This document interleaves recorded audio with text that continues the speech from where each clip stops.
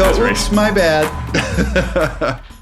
Hey, everybody, and welcome to Hair of the Dogcast, your favorite podcast about video games and beer video games, as our forefathers, our dog fathers, said before us. We are a proud member of the HyperX. Rest in peace, Tom. You're in a better place, but a smaller space. A farm upstate.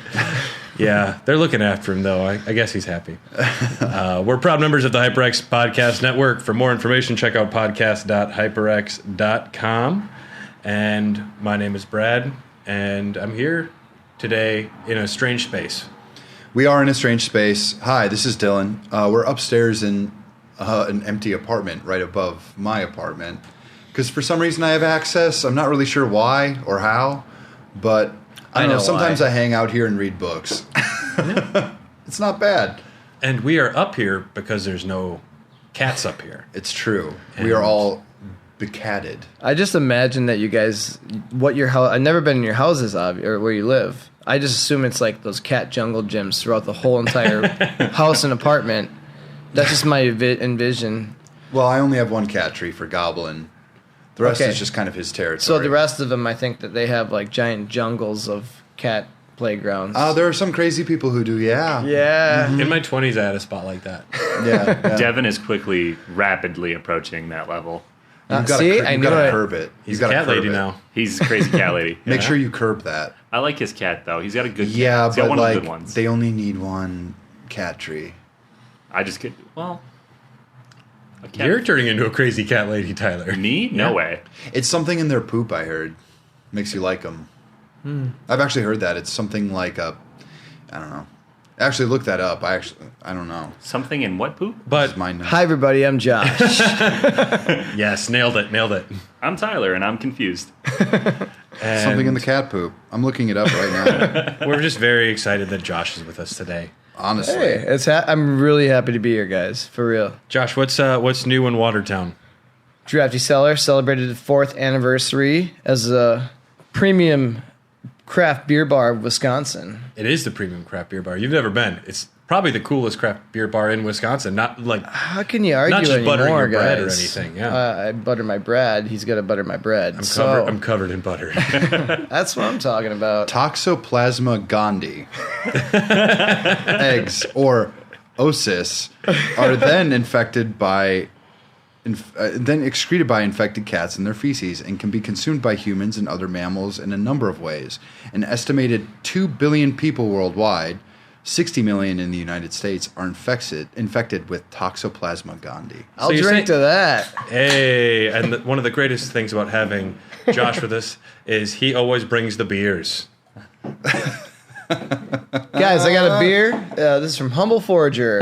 It's their contract brewing project that they brew at Octopi Brewing in Waunakee, Wisconsin. They're originally Forager Brewing. Are they new? No. They've been around for a while. I don't know how long, a million years. But they've been brewing in Wisconsin since COVID started, pretty much. Sure. And they brew at Octopi Brewing, and actually some of their stuff is very good. Like they make their smoothie sours, their big desserty pastry stouts. Their beer's expensive. It's worth it to me. Yeah. But this is just a Pilsner, so it'd be cheap. But yeah. I like this can. Their big stouts are definitely expensive. The Pin Seeker. Yep, it's golf themed. It's kind of appropriate since today's a sports themed episode. Nice. Yeah. I hope they're all thematic. They better be. You put a lot of pressure on me. That wasn't the last beer I grabbed. And, okay. All right, cheers, boys. All right. To sports. Sports. Yay. I know everything about them. I know a lot about sports. Crisp. But not baseball. Refreshing beer. Because baseball is a sport where people wear pajamas. And they play 498 games in a year. It's very confusing to me. That's how I don't understand hard it how is that to play. works. That's why I wind up not following like basketball and baseball because there's just so many games. Basketball's 82 regular season, so is hockey. Well, you know what's easy about football is there's a pretty small amount unless your team does it better, then it's a smaller, like a little bit more. I mean, but if- it's if easy. they What is it, played- like 16 games? 17 17 if you Yeah. get to the Super Bowl? 17 games Regular with season. 1 bye week, and then they added a playoff game last season. Okay. Or the season before. So if you go all the way, it's like 21 games. You got, so just so everyone's gauging you what's added going on here, more, this is the sports podcast, and we are the authorities on sports. This is what it is, guys. I've never not known Eat- so much. Eat my ass, Stephen A. Dylan, you're going to get confused and start Rule 34ing Aaron Rodgers. I'm just gonna be like, I just need to know. Speaking of Aaron Rodgers, did we all see that he essentially cosplayed as Nicolas Cage from Con Air to the first day Very of training well camp? done. Yeah. If He he's trying nailed to it. win people back, that's a good way to do it. Hell yeah. The thing Like is, my first favorite movie. the media talks a lot about the guy. Yeah, he's dating like a cult leader girl now. Is Shailene Woodley a cult leader? Blue of Earth. Keep digging your hole, Well, Josh. just watch a video. Look at her Instagram. Go deep, and they're like in like a tree hut somewhere, some hippieville, and she's like giving people like wafers and secret garment items. And She's not Gwyneth Paltrow crazy, but she is crazy. That's just She's not goop crazy. That's what I She's not goop assumed crazy. when I saw it. I mean, maybe And he was she's dating Olivia Munn. And he went for that? And then Danica Patrick, but... I don't know. Yeah, Both I'm are not attractive. impressed by his celebrity loadout. Well, But also... Load out. Also, Aaron Literally. Rodgers is claiming like I'm immunized and avoiding admitting he's not Yeah. vaccinated. doesn't matter. I think he's like, you know, he's still like, he is quarterback number 1 in the league. He's MVP 2 years in a row. He's the best ball thrower boy there is right now. You can't argue it. His wouldn't- accuracy love is watching him greater than play. every quarterback of all time. You guys love watching him play? Yeah, his He's touch- I just really don't understand good. it. You just don't like football. He doesn't like just it. don't He understand. doesn't like I mean, that. I understand Why it. does he not throw interceptions? Brett Favre would have threw an interception, said the Wisconsin boy. Brett Favre just like, well, fuck it. Yeah, it's like, well, just- that that was fun. Yeah. that was Favre's entire He's like, what? mantra. Favre throws 5 interceptions. He's like, hey, watch this, guys. And he starts throwing under the legs, behind the back. You know, it's like, look at that farm boy run. Yeah. Plus, he needs jeans with the extra space for his dick, which is kind of fun too. Yeah, man. See, Brett this is how Favre? much we know about sports. Snapchat. Brett Favre I've was seen like his penis. Well, It's no- fine. well, Brett I haven't Favre was looked it up. advertising the jeans like for men who need a little more space. Is that really it? So Well, I don't know. He's Wrangler man, right? Yeah. He was sponsored for a while, right? I don't know, because of that whole, he owes a bunch of money or something right now to like the Mississippi something or other. I don't know. He's in some trouble, so he lost some endorsements. But The Mississippi I don't Mob? think he owes that much, or he's just gonna pay it. The dude's got money. yeah, it's like he owes somebody or something. It with was money, like a more pyramid money. scheme Yeah. thing. Yeah, it's like, oh, I paid these What, his mom got really into, these like, shady, Marie Claire? yeah, yeah. His dad was like Michael Jordan or something. I don't know. Well, he Oh, yeah. fell on hard times after he retired, and he had to start selling Mary Kay. And I think that's probably That's what I is. meant Is to that true? say. Oh my god, No. that's way better. I don't know. I didn't really keep too much up on that. Listen, I do ladies, have a you gotta Rayo. apply I have a the Rayo makeup. Vac battery Brett Favre like cardboard cutout. I just think it's funny. I still have it. I found it the other day. Now you know. But Aaron Rodgers is really good at football. Aaron Rodgers is very good at football. Yes, he is. Yep. His girl might be a cult leader. She might be the best person ever, but I don't Is know. it still Shailene Woodley or whatever? No, it's Blue of Earth, according to her Instagram account. She changed her name. Video games. Video games. This isn't a celebrity gossip. Blue of Earth. People love this So, shit. who's watching The Bachelor? I did watch an episode of The Bachelor. I did. That's a weird fucking show. Is Yeah. I saw the last episode of Is Flavor RuPaul's Drag Flav still in Race. it? No, Different show. different show. And I'm gonna. What was her name? Hoops. Hoops should have won that first season of Flavor of Love. New Man, York shouldn't have I'm won. gonna have to touch base with that again. What about? There was not with Bo Derek, or like Bridget Nielsen. Oh, I thought you were gonna Oh say Brett yeah, Michaels. the Rocky girl, right? She had one? The big woman. Well, she was on Yeah. Flavor of Love, wasn't she? Oh, no, no. she meant big Flava woman. Flav. That celebrity show. Gosh, Celebrity Rehab. Video games, though, right? Oh my god! Is it Celebrity Rehab? They met in like Celebrity Rehab or or something. like Celebrity is Big awesome. Brother or something? I remember I now, forgot yeah. about Celebrity Rehab, and they made a song together, and it was fucking the worst song ever written. MTV But, and man, VH1 was like a lawless wasteland when I was growing up. Anything goes. Yeah. Yeah. It wasn't Any shit. MTV or anymore, you know. It was all weird shows. And now, do any of them exist anymore? The Jersey Shore is still going strong. Like it's new episodes? Yes. New episodes. Big Brother's got a new season. Yeah. That's a different channel. But The Real World is the Real World Road Rules Challenge, which was Wasn't always that in the- exciting. Wasn't that in the 90s? that's a good one. I like that one. Is that still a thing? What's that? Not like I don't know if MTV, like Road Rules Challenge? Yeah, Real World? they still put out a season every year, but it's not bad. I ran into a girl who was at one of the first, or she was one of the original like Real World girls when I was at Summerfest. I walked right by her, go, "Hey, I just watched you on fucking TV," and that was that. You said want to kiss, and you guys made out. Should have. She was a pretty man. girl back then. I still love I the was also story. a teenager. I love the story of you messaging porn star April O'Neil and asking her what she thought of the Turtles movie, and she responded. She's like, "No, sir, I don't like it." No, So, sir. so yeah. what'd you think of the Turtles movie? No, I asked her. No potential stalker. I just discovered who April O'Neil was.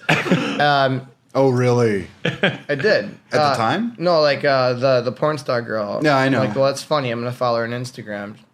She's not that porn star. I don't know. Oh, I don't know. I've been down that rabbit hole a few times. Oh, damn. But I asked her. It was like the next day. Megan Fox got announced as April O'Neil. I go, Oh, hey yeah. April O'Neil, porn star. How do you feel about Megan Fox being audition or like being Cast? cast as the whatever era Teenage Mutant Ninja Turtles April O'Neil? She did respond. I don't remember what she said. I heard the new Turtles movie might be getting like an R rating. Oh, well, there's a cartoon coming out like next week from the Rise series, which is the new series, but that wasn't good, I don't think. Okay. I'm surprised. They've got a movie. I'm surprised, The show was 'cause- canceled. Well, Seth, yeah, it Seth got Rogen's canceled. making a movie. Yeah. Oh, shit. Well, I think with the success of The Last Ronin, it's encouraging something as such. And hopefully, like, that gets a movie, because that's just kind of crazy. It'd be great if it could actually, like, not everything would be CGI, and they could actually, like, Animatronics. Again. yeah. I mean, the technology's probably pretty good for it. It just took, 40 years after the passing of, what's his name? Eastman and Laird. No, the guy who, Jim who was- Henson. Yeah, there you go. Yeah. Jim Henson. I don't think he had much to do with that one. He created the animatronics for the company. Turtles. Yeah, he did Oh, the he- whole he suit, personally the mount, did. yeah. That's why those are still some of the best animatronics. I think in like, the faces beginning I've of ever Turtles seen. 2, they say in love and memory of Oh, Jim okay. Henson. All right, so it was around that time. Dude, Gotcha. the Turtles movies have the sexiest pizza montages at the opening. Man. Just people like New York style. just police officers and criminals like that are handcuffed eating Cheesing pizza it. together, just cheese everywhere. It's like it's the sexiest pizza montage you'll ever see. Do That's you, where- do you ever crave pizza? But not like pizza from now, but 90s pizza? Yeah. I crave 90s pizza. What is all- 90s pizza? big, There's like- when I think of the Big New Yorker that they used to do back in the day, just like I can still taste it, like the Right. sweet sauce. Yeah, so personal pans from Pizza Hut? not gonna lie, Pizza Hut was fucking good in the early 90s. And was. I was past they're it, still but I good. did like I think they got better when they did the bistro thing. Yeah. So I knew people that worked there, and they'd say they'd put 2 cups of this random oil in each pan, which I think is why it gave me diarrhea every fucking time I ate it. But I did crave a Pizza Hut pizza every 6 months. You're gonna be getting one as soon as your limited run Shredder's Oh. Revenge shows up, because if you Oh, yeah. if you ordered those from limited run, they actually give you a coupon for a free personal pan Which pizza. is pretty cool. Just like the original Nintendo games used to. No shit, really? Yeah. No Did you shit. get the $200 special edition version like me? I didn't get that one, but Holy fuck. I think it was Parrish. Jeremy Parrish was talking about it. He's like, the hoops that we actually had to jump through to get Pizza Hut agree that we could have personal pan pizza coupons in our video games. Wasn't it like a Twitter conversation at first? Yeah, Or, I don't, whatever it was like Somebody way more encouraged difficult it? than it should have been. But yeah. yeah, It's warm in here. We gonna start taking our clothes off, guys? so video I'll games. start. Well, we were just talking about sports, and there's actually some video game sports news, which is perfectly fitting for this episode. Dude, nice. Yeah. So Nicely recently, done, Ty. the Arizona Cardinals have signed quarterback Kyler Murray to a $230 million 5-year extension, Okay. which is a lot of money For a for a short quarterback. boy. Yeah, he looks like a toddler running around on the field, but the They dude can always- huck it. They always, I can throw football What, Kevin too. Hart makes fun of him, or Yeah. people put his face over Kevin Hart. Even videos? Kevin Hart makes fun of him. you might ask, Tyler, why do we give a shit about Kyler Murray's contract? Because he's a Fortnite player or something? Well, he does play a lot of video games, and in the fine print of a legally binding $230 million 5-year contract, there is a stipulation that is obviously legally binding because he signed the contract, that he must dedicate 4 hours a week to studying film, and the fine print of the contract states that he cannot watch TV, browse the internet, or play video games. What? Well, During his independent study time of 4 hours a week, which for an NFL quarterback seems like this is the thing. Why he does would he be need- slacking. Well, Why it does needs he to be need a to thing. study? So Well, Aaron, apparently he doesn't watch tape very often, and he likes to play video games. good for This him. is Is true. He's a human being. Yeah. How much you going to dedicate to the sport that's paying you a couple of bucks? You know, $230 million. I think I can give up video games at least for the during the season. You know, I think, like, Dude, I'd be sneaking Game Boys in somewhere. Get like that little Legend of Zelda like micro machine and just play it on the I toilet. just picture him like in the locker room, like with his towel over his head, like playing a Game Boy, and then the coach walking in, like, Kyler, and he's like, "No, I'm just sleeping." yeah. Well, he's You better be young. watching he's porn like in there. 25 years old or some shit like that. Is he performing? Is he doing well? He's a solid quarterback. He's really good, but yeah, didn't he have a minor injury last year where he missed a few games? He which might was have missed pretty a few, big. but he like rushed into his contract negotiations and deleted all the Arizona Cardinal shit from his Twitter, and then like kind of strong-armed him into giving him a deal up front right away. Okay. So his contract dispute has been a big thing in the sports world, but the fact that it has a stipulation that he has to dedicate 4 hours a week to watching film, which for an NFL quarterback seems like nothing. I feel like 4 hours is like the bare minimum. I That's have a pretty feeling weak. Aaron Rodgers watches way more than that. There's a Dude. clip of Tom Brady saying he could watch tape all day, and he's like sitting in a chair, and he's Yeah. like, "I love it. It's soothing. I could That's do a 4 or 5 hours sitting right here, right now." Well, so yeah, that's someone who wants to learn his X's and O's. And But that's, Tom Brady has never played Shredder's Revenge, though, so I don't think it's Not fair. yet. Yeah. Yeah. we're gonna hold him down, and he's gonna play. Well, when he us. retires, when he's like 60, maybe he'll have time for video games then. Yeah, you can't even let the game go. It's like you have a supermodel wife, you have kids that you don't care about. You just want to play football with your boys. Yeah. They're like, I got enough money. Well, you might. You're getting older. You might totally Brett Favre it and just get fucked up that last season. This next season. Yeah. I've never and then seen show a his quarterback penis get to beat some up. reporter. That CTE, tough. You know? Yeah. Had a concussion. Yeah. Sorry, whoops, honey. Dicks come with concussions, right?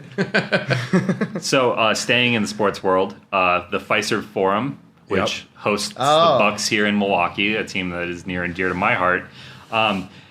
The Fiserv Forum is switching to Anheuser-Busch from Miller, so we will now be drinking Bud Light and Budweiser at Bucks games, which feels weird. It But does feel weird. We're in, BL's, baby. this is Millertown. Yeah, but I bet you more people do drink Anheuser product. You got Busch and Bud, so more High Life people man. drink Bud and Busch I'm than gonna miss Miller. I'm gonna miss Miller High By Life. far. Miller High Life's one of my go-tos at That's- those events. Yeah, that's my bread and butter right there. I don't. I I drink drink get a before. Bud Heavy. That sounds I drink horrible. before those a Bud events. Well, Bud Light's too light. They Since call I- me the Beelzebub.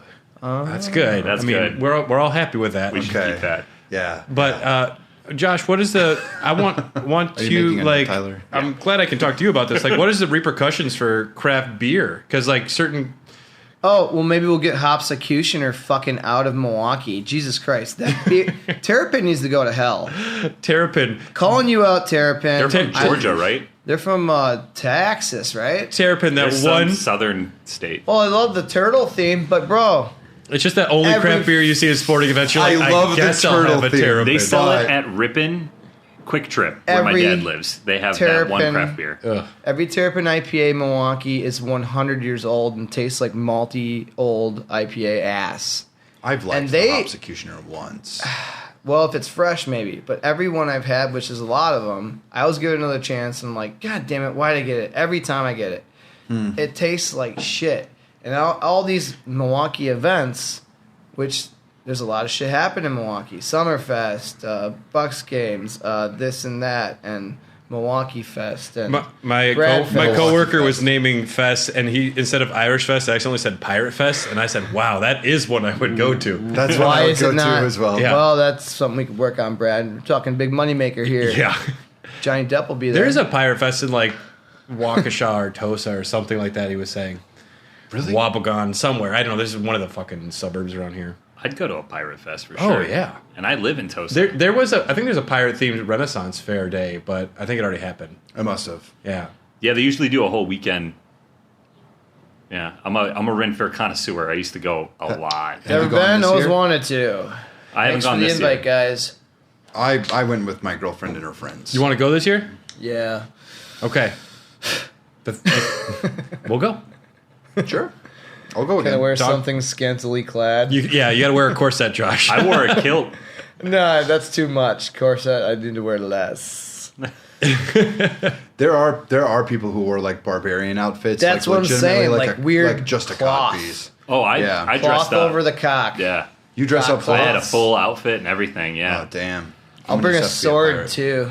Nice. What? Foam. So with this change to Anheuser-Busch, what beer would you most want to see make I'm it trying into? to think who they own besides Goose Island and 10 Barrel. Can we get Bourbon County now at No, you at Bucks can games? get, you might. They produce enough where they can get it. They just hold back. It used to where be they produce rare. It's we still can't find on shelves in Wisconsin. They don't put as much out in Wisconsin. Some places get an overabundance and it sits on shelf for months. Yeah. But it's still a fantastic beer. And at that one that can price, sit on shelves, so it's fine. to find that on the shelf and you need a stout, fuck yeah, you can't beat it. It should be $20 a bottle. They're just doing it like $9.99 to $15 a bottle, depending where you go. For Which the is- regular, Yeah, it's hard to justify that anymore to me. I don't know. It's iconic. It's one of the most iconic beers of all time. Yeah, they're owned by Anheuser, and it's one of the most balanced, beautiful stouts on the planet. Josh, what is the most money you've paid for one beer? $100. For What one beer? Anchorage Brewing makes some crazy stouts and barley wines. Holy shit. And I'd say some of their stuff is worth it, and most probably not. I don't buy the hype like a lot of other people. I have friends that buy this shit on the regular, Yeah. but I don't often. Only twice I've done that. Okay. But otherwise, I'll buy Bombers for $40. But a lot of those ones, They will appreciate they're value, definitely too. worth it. Yeah. Like Phase 3 Brewing, like their stouts are some of the best in the world right now. If you win the lottery and get them, they're about $40 a bottle. Yeah. But they're worth it. Definitely. And you usually only get a chance to buy one bottle because they are very small batch. When I used to deliver beer, I used to have hookups at certain spots. Then they would get ultra limited things coming in. Yeah. And they would just have one set aside for me in the office, which was nice. So I used to get the entire Bourbon County family. I think I got... They're all worth trying. I think it was from they Toppling are. Goliath. Had got an Assassin. Oh, wow. That usually doesn't go to stores. Yeah, I got an Assassin bottle at one point from a bottle shop in right across the border from Minneapolis. It's not Superior. Okay. Not Superior. I forget. Yeah. What was it, $50 a bottle? It was... I Because the think lottery the last like several years has been... it was you like get two 30 for or 100 40, bucks. but it was like back in 2012. Okay, Or yeah. 2014, maybe. I don't know. You know what? You know how much that bottle would be worth now if you still had it? I was really drunk one night and drank Yeah. it. Thousands. I can guarantee I didn't appreciate it because I was already drunk. Like, but there was a point where I was I bet moving. back then it was crazy. Like, Yeah, I like, saw it get sell for like $150 back then. But. so when we went to Toppling 4 years ago when we opened Drafty, they brought us into the barrel room. It's this gigantic room. Mhm.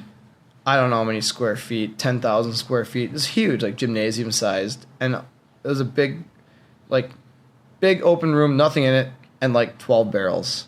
And they're pretty damn established. I go, this is your fucking barrel room? Maybe there's like 16 barrels, but it was nothing. There's nothing there. Yeah. I was like, holy shit, that's all the product you have? No wonder you price so much. But it is probably some of the best barrel-aged product on the planet. Yeah, you can keep control on the quality.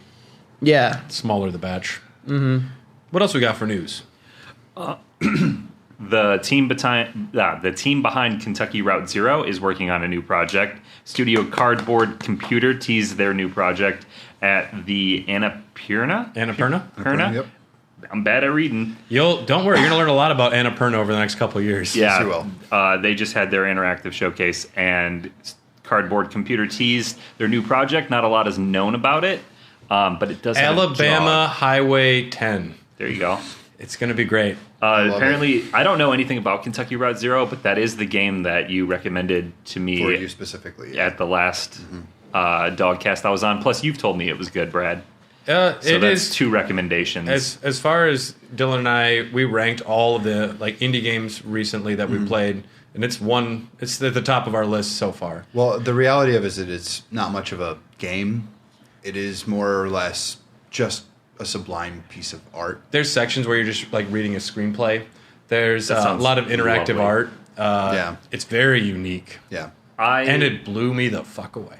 So I don't know. It was also slowly released over a 6-year period. What is this game? Kentucky Route Zero. Is this a Kentucky Derby game? Undercover? That's what I thought when I heard about it the first time. I thought it was a Twisted Metal style game, but no. Fuck. Yeah. I missed that game. Yeah. Well, there's going to be a show soon, so you can find out how Sweet Tooth got his clown outfit. It's got to be the most ridiculous That'll be thing season ever. 1. Yep. And they'll call me the clown guy. No, you look. Hey, buddy, what you got? A sweet tooth? And then he's gonna be like, "That's it." They'll call me the clown guy. More in news. We got Star Wars Knights of the Old Republic remake has been put on hold indefinitely. Which means it's not coming out. They just let go of two of the guys. Yeah, they let out a internal demo, and I guess Lucasfilms and Sony were both real pissed off at it. Said it was not very good. The game was slated to come out in 2022, but Jesus. The reports that I read, because that was the early window, they're 2 or 3 years behind. It's saying 2025 would be the release, so they paused it. It's on hold indefinitely, and they fired the art director and the design director. Okay, so it's dead. The design director, Jason Miner, on Twitter said that the termination of his job was he didn't see it coming. So it kind of looks like they got blindsided. He also said, I can't feed my kids, send me money. Yeah. Okay. Subscribe to my OnlyFans. We honestly didn't think we had to try that hard. We thought it would sell itself. I mean, it's got Star Wars attached to it, but hey, you at least got to make the game. It was literally just a picture of Darth Revan. It'd be cool to see how many pre-orders they could get without making the game and just putting that image out and put pre-orders up. That could go platinum without even making the game. I know. It would too. It's just, I don't know how, I think people are clamoring for 3 more than anything. Well, I would like to see the remake. I enjoyed playing that game as a kid. They need to finish 2. they need to do something new and exciting with Star Wars.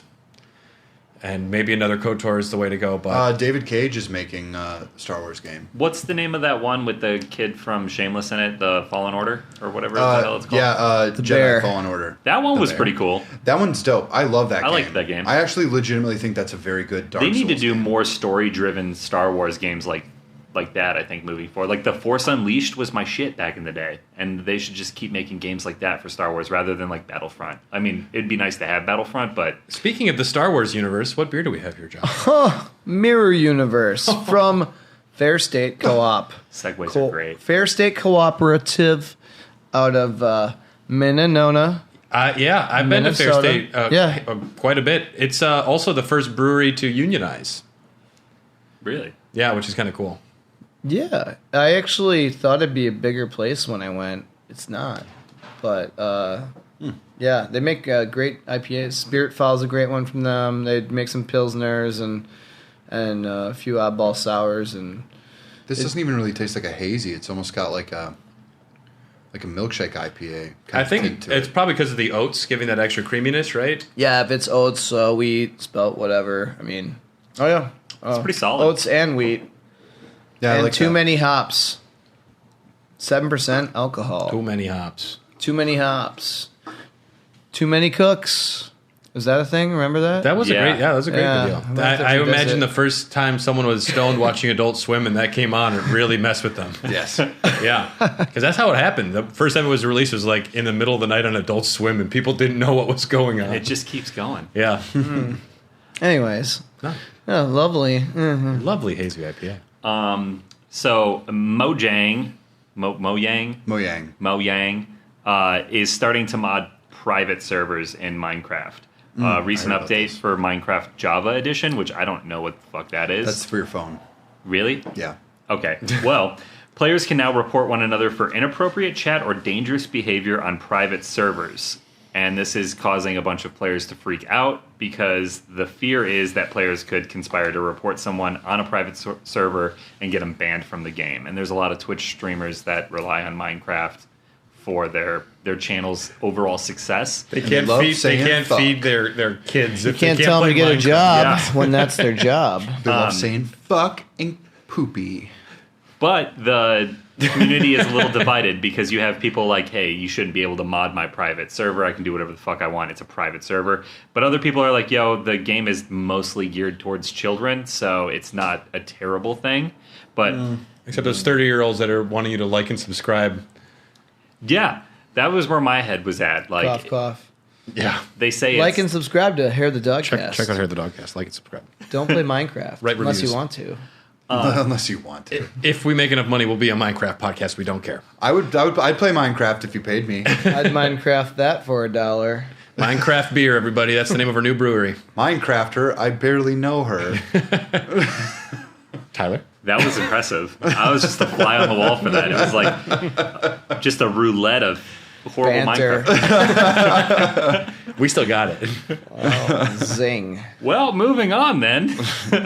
That's the energy you got to get in tune with, Tyler. Yeah. I was not prepared for gotta that. I didn't write whip enough. it out. I didn't write any Minecraft jokes in preparation for this. I'm sorry. We didn't either, Tyler. Ah, fuck. Tom always did.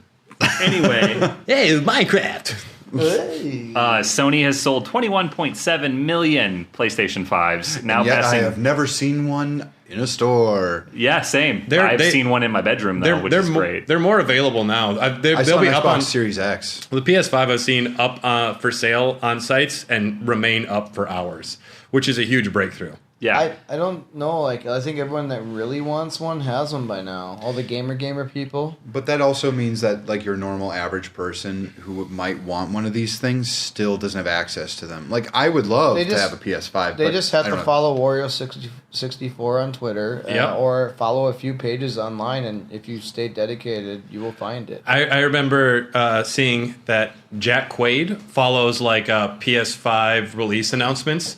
I'm like, you're the star of The Boys, and you have trouble saw getting that. one? Yeah. I was like, Jack Quaid's following him. Oh, speaking of the boys, I finished season 3. Very So neat.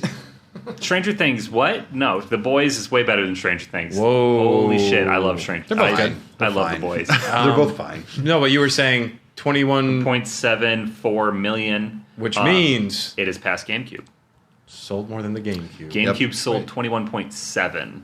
But you have I to remember Googled that that was today. also an era where video games didn't proliferate our collective conscious nearly as much. Yeah, and I feel like given the supply shortage, I feel like the PlayStation 5 would be doing obviously a lot better if it wasn't impossible both to find systems one. would be. Yeah. I don't think the numbers matter right now. I- We live in a weird world, so. But the flip side of this is Sony is rumored to be raising the price of the PlayStation 5 due to the chip shortage that we're all experiencing. That would Everything's be- going up everywhere. That would be fucking wild. I've never seen consoles Well, be the same and go up in price. It'd be better for them to produce them and make them than people that are flipping them. You know. Yeah, I agree. I mean, I listen. I don't know. I think that's a really poor choice. It's really not consumer minded. well, they declined to say they were going to do it for sure when they released all these numbers. I doubt they would. Well, They're still making in money. Japan, hand they're over fist. already raising. Sony is raising the prices of other electronics they're selling that contain these chips, like headphones and shit, are Yeah. all going up right now. So it's kind of speculation on the market that the PlayStation will go up due to the chip shortage. That would be And some wild, Well, wild maybe, shit. maybe they throw in a game bundle deal. They Maybe gotta do- throw in a Maybe they sell you. controller. Maybe they sell you like. But if Here's they were, Destruction All-Stars Battle Royale. We have so many copies of this. Somebody take it. if they weren't going to do it though, That's the don't only you reason I think don't have one right now. it's true? If they weren't going to raise the price though, don't you think when asked about raising the price, they'd be like, "Nah, we ain't doing that." Instead, they declined to answer. Yeah. Which leaves the door open for them to do it. Brad, so, did you get kicked out of the bar last night? Well, maybe I'm they not going to weren't- answer that question. Maybe I they woke up weren't in my ready for bed. that. They might not have been ready for that question, and they also just just to be professional, don't have an answer for you for that. Yeah, true. Yeah. Because what if that were to happen? Play it safe. Yeah, because this is all speculation at this point. Well, They're not going to do it. I doubt it. I've heard the Xbox has been outselling the PlayStation 5 in like the recent 3 quarters or something like that. The Microsoft has said that They still are this like 10 million less, but This Xbox has outsold every other Xbox at this phase of its life so far. yeah. Apparently, and outselling the 360 at this point is kind of impressive if that's true. Yeah, people just want their game systems. Yeah. 360, man. 360 was hot back in the day. I love Right. that. It was fucking awesome. Yeah, it was the only PS3 and 360 were fucking awesome. The price difference is why I got the 360 because the PlayStation 5 was the PlayStation They 3 lacked was hard drives, so though. expensive. I remember This when is $100 more. I remember when the most played game on Xbox 360's Xbox Live was an Xbox One game, the Halo 2. Halo 2 was the most played game on the 360 for a long time, and it was not a 360 game. I got a few more news things. Former Uncharted and Last of Us director Bruce Straley opens a new studio. It's going to be called Wildflower Interactive, and it's going to focus on smallish, creatively charged, uniquely styled games. How was this guy involved in? He was the co-director of Uncharted 2, Uncharted 4, and The Last of Us Part 1, I believe. I wonder if he was just getting tired Of those style games. of the grind. Campaign. It sounds like those games are notoriously like the staff is like ground, like just treated not great. Yeah. It also sounds like they've kind of accumulated a lot of other developers and people that have worked on. I know one of the games they mentioned was Call of Duty franchise games. So it sounds like a bunch of people who really love video games that have worked on huge games, wanting to take a step back and make something a little more maybe intimate and personal, a little more special. If Like an arcade sports game. I mean, I wouldn't close the book on it. Yeah. Those don't do well. I'm just saying. Speaking of sports games, I have more sports news. FIFA 22 and FIFA Fuck off. 23. I don't want to hear it. Too bad. Telling you anyway. They have removed Russia from FIFA, the national team and the Russian clubs from FIFA 22 and 23 due to the invasion of Ukraine. And EA has decided that they will remove Russia from all FIFA games for the foreseeable future. Will it be in the new Star Wars games though? Who knows? Okay. Planet Russia. Led by Darth Russia. Darth Putin. I don't want to get too political, but how they've not assassinated or couped Putin yet. Weird world, Dylan. Weird world we live in, Dylan. I suppose. I think that's the safest thing to get political on, though. To be honest. Yeah. Well, I mean, especially for I imagine our listener base is. What if someone pretty- like shows Putin like, check out this podcast? They talk about you on this one. The KGB is going to just kick in the door any second. Listen, I've got ties with the Russian mob. I'm safe. You guys aren't. I'm pretty sure I got family members that were in the Italian mob at some point. I have. So that's got to be leverage. I have right? Adidas. Maybe. You have Adidas? I have Adidas, so that might help. Can you And you Spot. love wearing tracksuits and posing funny in front of like riverbanks. Yeah. Do you have chain? I take pictures in front Do of my you own have chain? Do you have chains? The amount of jewelry a man wears says miles about the I'm man. Orthodox Christian, just like you. Look at size of cross on chest. He is. Russia's out of FIFA. Yep. And The Sims 4 accidentally added incest to the game through a bug. Did you guys hear about that? That's hot. About time. So yeah, there's like one programmer's like, he was just doing it as a pet project. He accidentally updated it to the whole game. It's like, oh no. Oh, shit. This is supposed to go to Russian Sims. It was recently added to the game that you can choose your Sims' sexual orientation. So I'm assuming something in the game. So they were adding like fucked up. Were they adding like pronouns? I don't know what they added. It said you could choose your sexual orientation. You could be lesbian in those games. And Well, maybe they added the ability to like have a pronoun. Furry? Like, yeah. Can you be a furry? I'm sure you probably can in The Sims 4 now. They have so many packs you can. I can download. almost guarantee you Yeah. to be a furry. I don't understand how a bug like that happens, but personally, I find it hilarious that incest is now in The Sims 4, and they are very aware of it and putting out statements that are like, "Yeah, we realize you can date your dad. We're trying to fix it." Sims 4, your mom's stuck in the couch again. Yeah, so that was my last little throwaway news piece because I thought it was hilarious. not bad. Brad was going to... We'll talk about Nier Automata. Yeah, because I have no idea what's going on there. We'll talk about that in 1 second, but first I found this great article. I usually wouldn't call it Kotaku, but I found a cool article. You know, our recent lottery was over $1 billion here. And this article was 8 things you're more likely to have happen in a video game than win the lottery. No shit. So winning the lottery, you have a chance of 1 in 303 million to win the lottery. I can do it. Give me a chance. Let me at him. We'll give you a chance here, but so let's see what like the odds of getting the Sword of Kings in Earthbound the first time you kill a Starman Super. You have a greater chance of that happening than winning the lottery. That has a drop rate of 1 in 128. I've done it. So yeah, like much more likely than winning the lottery. Anyone play Genshin Impact? No. I don't know Yes. that one. It's a free-to-play Chinese game. Princess Peach is more likely to pull a beam sword out of her pocket in Super Smash Bros. Melee. The odds of that happening are 1 in 768. Holy shit. What does that mean? She pulls out It's random an item, yeah. and that must be like the most powerful. The Big Love Rocket, renamed the X-45 Heartbreaker last year, is one of the most infamously rare mounts in World of Warcraft. While figures like 1 to 2% were thrown around when it debuted during the 2006 Love is in the Air event, it's actually much rarer, 1 in 3,333 chance of dropping. And just the last one I'll mention is shiny Pokemon. Shiny Pokemon hunters are notorious for spending days, weeks, and sometimes even longer hunting for the rarest shiny Pokemon. Even that's a cakewalk by comparison. Shiny odds are 1 in 4,096. Mm-hmm. Some players whisper about the mind-blowing prospect of getting 2 back-to-back. The odds of that would be much greater than winning the lottery. Mm-hmm. You have a better chance of winning the lottery than making it out of Dead Rising and making it on the helicopter. I feel like you have a better chance of winning that $1 billion than beating that game as the photographer. I've beaten it. I know, but it was so hard when I was a kid. Okay, Tyler, and that I'm just bad seems at like time insecurity. management, and I had to kill that clown. Yeah. And also, why was the clown in the mall? I don't know. Why wouldn't a clown be in a mall? They're there to entertain There's the kids. a shit ton of zombies, and he hung around for like a while before I found him. So he was also deranged. You haven't seen enough 80s movies. There's always a clown in the mall. Yeah. So we're going to take a quick break to hear from some of the other amazing shows from the HyperX Podcast Network, and then we're going to talk about this mysterious door in Nier Automata. I say it differently every time, and now I'm just not sure how to say it. I'm but glad I don't you said think it There's and a not me. specific way of doing it. But yeah, we'll be right back, everybody.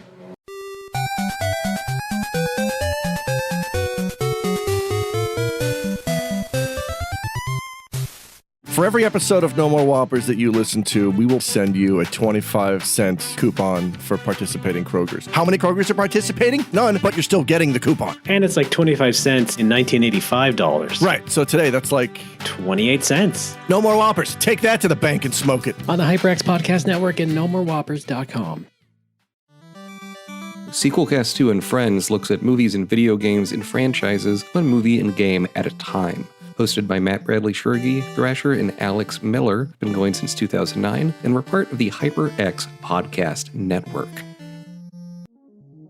As a fan of podcasts, you've probably thought about starting one of your own. Introducing the new HyperX Duocast.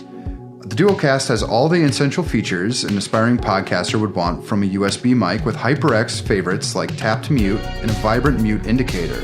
It's compact and elegantly styled. Perfect for situations where you want a mic that looks great, but isn't too extra. Check out the new HyperX Duocast, available at Target.com or shipped direct at HyperX.com.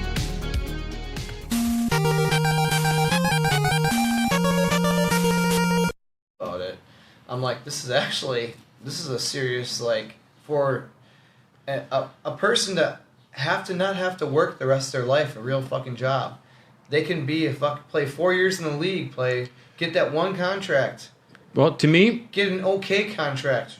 if you're good enough to not need to watch film, then you should be able to not. If you're performing and you're catching your throws, if you're getting those yards. No, you need to learn the playbook. That's the thing. They weren't learning the playbook. He's like, this guy runs a 4.38, 4.2 40-yard dash. Yeah. And the fucker can't run a route. He doesn't know where he's going. When you're that fast, you just got to run straight, right? Yeah. Tyreek Hill it. Yeah. Oh, Tyreek Hill. That guy's got amazing hands. I think they're also like in a state where it's kind of hard. Like, I mean, we all have jobs here, and I think separating. I mean, like, if I got paid millions of dollars to do anything, I'd be pretty fucking dedicated to it. Dude, Well, there's a pretty I'd be low number. scared That would be of- Brad I'd be- doesn't play video games anymore. There'd be a pretty low number if I was making money. Yeah. I would be fine. The NBA has a lot of players that Twitch stream because That's they have- crazy to me. Well, you think about it. These kids Giannis is my age, younger than me even. I'm Yeah. 29. Giannis is younger than I am. And a lot of these, And he's so much more successful than you. Ninth season. DeAndre Don't you feel Ayton so bad? just signed that monster contract with the Suns, a full max guaranteed rookie extension or whatever. And they got him on the cheaper because. You're talking. Oh, we're back. Oh, We're okay. back when we're back. But the cool thing, these NBA players, them being so young, like they're all young dudes who like playing video games, and a lot of them use 2K to study their playbook, so to speak. I've heard that you can't really do it with Madden because Madden is dog shit. But a lot is of dog NBA shit. players will plug in other players on their team to see how well they would play together and stuff like that. So it's just interesting that. Yeah, I mean, I wouldn't be there's surprised. there could be a happy medium where you could just be playing Madden instead of watching all your film. You're at least still looking at football, right? I don't Well, know. if we had an honest-to-God simulation sports game, then technically it would be like a version of watching film. But Now, if I Yeah. found out that It you wouldn't know be certain as fun. if I found out certain Packers players were playing Persona 5, I would be supportive and I would watch that. You know. is that why you're a big My Chemical Romance fan now? Because of what I said last time, how they were Persona fans? That did blow my mind a little bit. Yeah. Yeah. All right. One last bit of gaming recent stuff in the news. Nier Automata has been all over the news lately. Yep. You mean Automata? Yeah. You're so smart, Josh. A streamer recently by the name of Sad Futago, I think it was, Sad Futago, posted a mysterious... Cringe McCringio? Well, they posted a video of them finding a door that led into a church, and this was not accessible by anyone else in the game. Really? Oh, And- I did see a clip of this. I didn't know what it was. And so they're like, I don't know what this is, but I found this door. I don't know. Can you guys confirm this? And so the video is them getting there. Other people are trying to do it, and nobody knows what's going on because Yoko Taro, if you don't know Yoko Taro, he's a fucking madman. Almost every interview he's ever done, he's wearing a mask from the game, so you can't even see his face.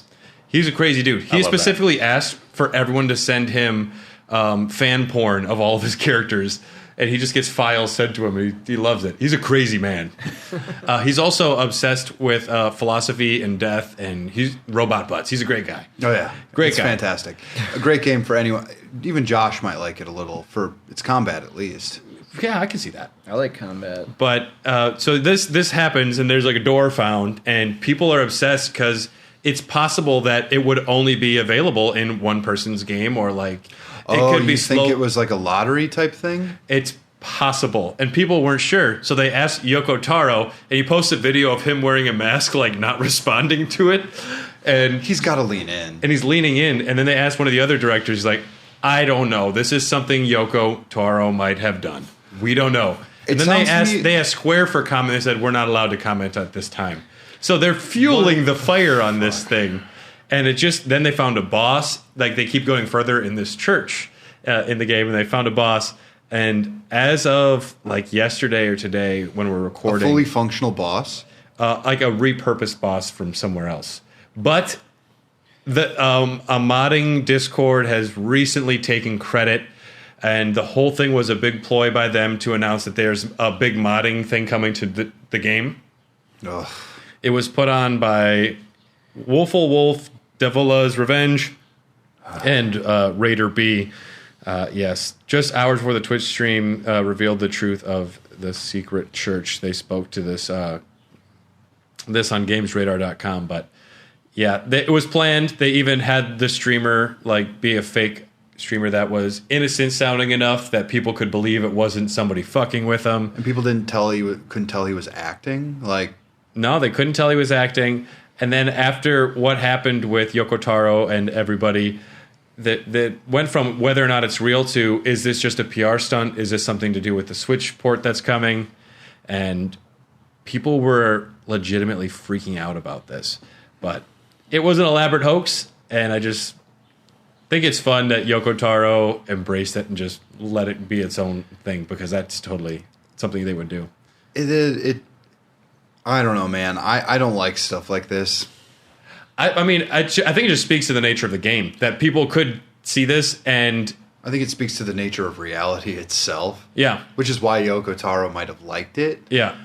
But because that whole game is about what's reality, and I don't know. It's just proving how close we are to having nothing true in our society at all. Yeah, check out our Near Automata podcast, because Clearly, yeah, it's just us talking about Nietzsche and horny robots. pretty much. What do we got here, Josh? Oh, Brad. Oh, it's me. We got a beer from Youngblood Beer Company out of Madison, Wisconsin. Youngblood, very good brewery. Yeah, their fruit punch sours are ridiculous. They have a nice sour punch to them, and they have a specific fruit punch base, and they just add a few extra fruits. And this one's a pineapple, passion fruit, guava, orange. Very delicious. I'm kind of played out on the sours these days, but these guys, they're just fucking awesome. Ooh, the nose on that's crazy. I could drink like a growler of this shit. This one's for Tom. Yeah. Oh, it's so fruity. Just like us, Brad. It's true. It's true. Love sports. Go team. Which one? All of them. Yeah. Bring it I on. just like the sport. Just every one of them. I just hope everybody has fun. Everyone has a good time. I hear they got a concussion and they killed their family. But you got the participation trophy. That's the wrestling episode. Yeah. This is great. I love Youngblood. I've been to the brewery a couple times. Big fan. Their IPAs have a nice, just like nice body to them. Very flavorful. Nothing crazy. Like they don't hang with like some of the mind-blowing monkish or Equilibrium IPAs, but they're just very drinkable. They also try not to do like their double IPAs are about 7%, not the 8.5%. So. And their beer names are great. This one's called Crop Tops for the Homies. Sometimes it's tough to know what's what. Like, oh yeah, I had that one. Billy Madison was my daddy, or something. It's like, was that the farmhouse ale or the stout or the chili pepper golden ale? Was it Drecker just had a Billy Madison beer? Oh no, it was Happy Gilmore. They had Till the Night Closes In. Is that a stout? It was a stout. Anytime they add the night in something. The Night Man Cometh. Yeah. Ooh, that's a good name. Yeah, that was a good beer. Mm-hmm. And that was everything in the news, folks. So, let's start with you, Josh. What have you been playing in our What Have We Been Playing segment? Well, Brad. You beat an entire game. Wait, did I? You beat Shredder's Revenge, I think. Oh, yeah, that's right. I did do that. I played through with Michelangelo. Love the way he swings those things. Combat cold cuts, am I right? Yeah, meat sticks. No, a lot of fun.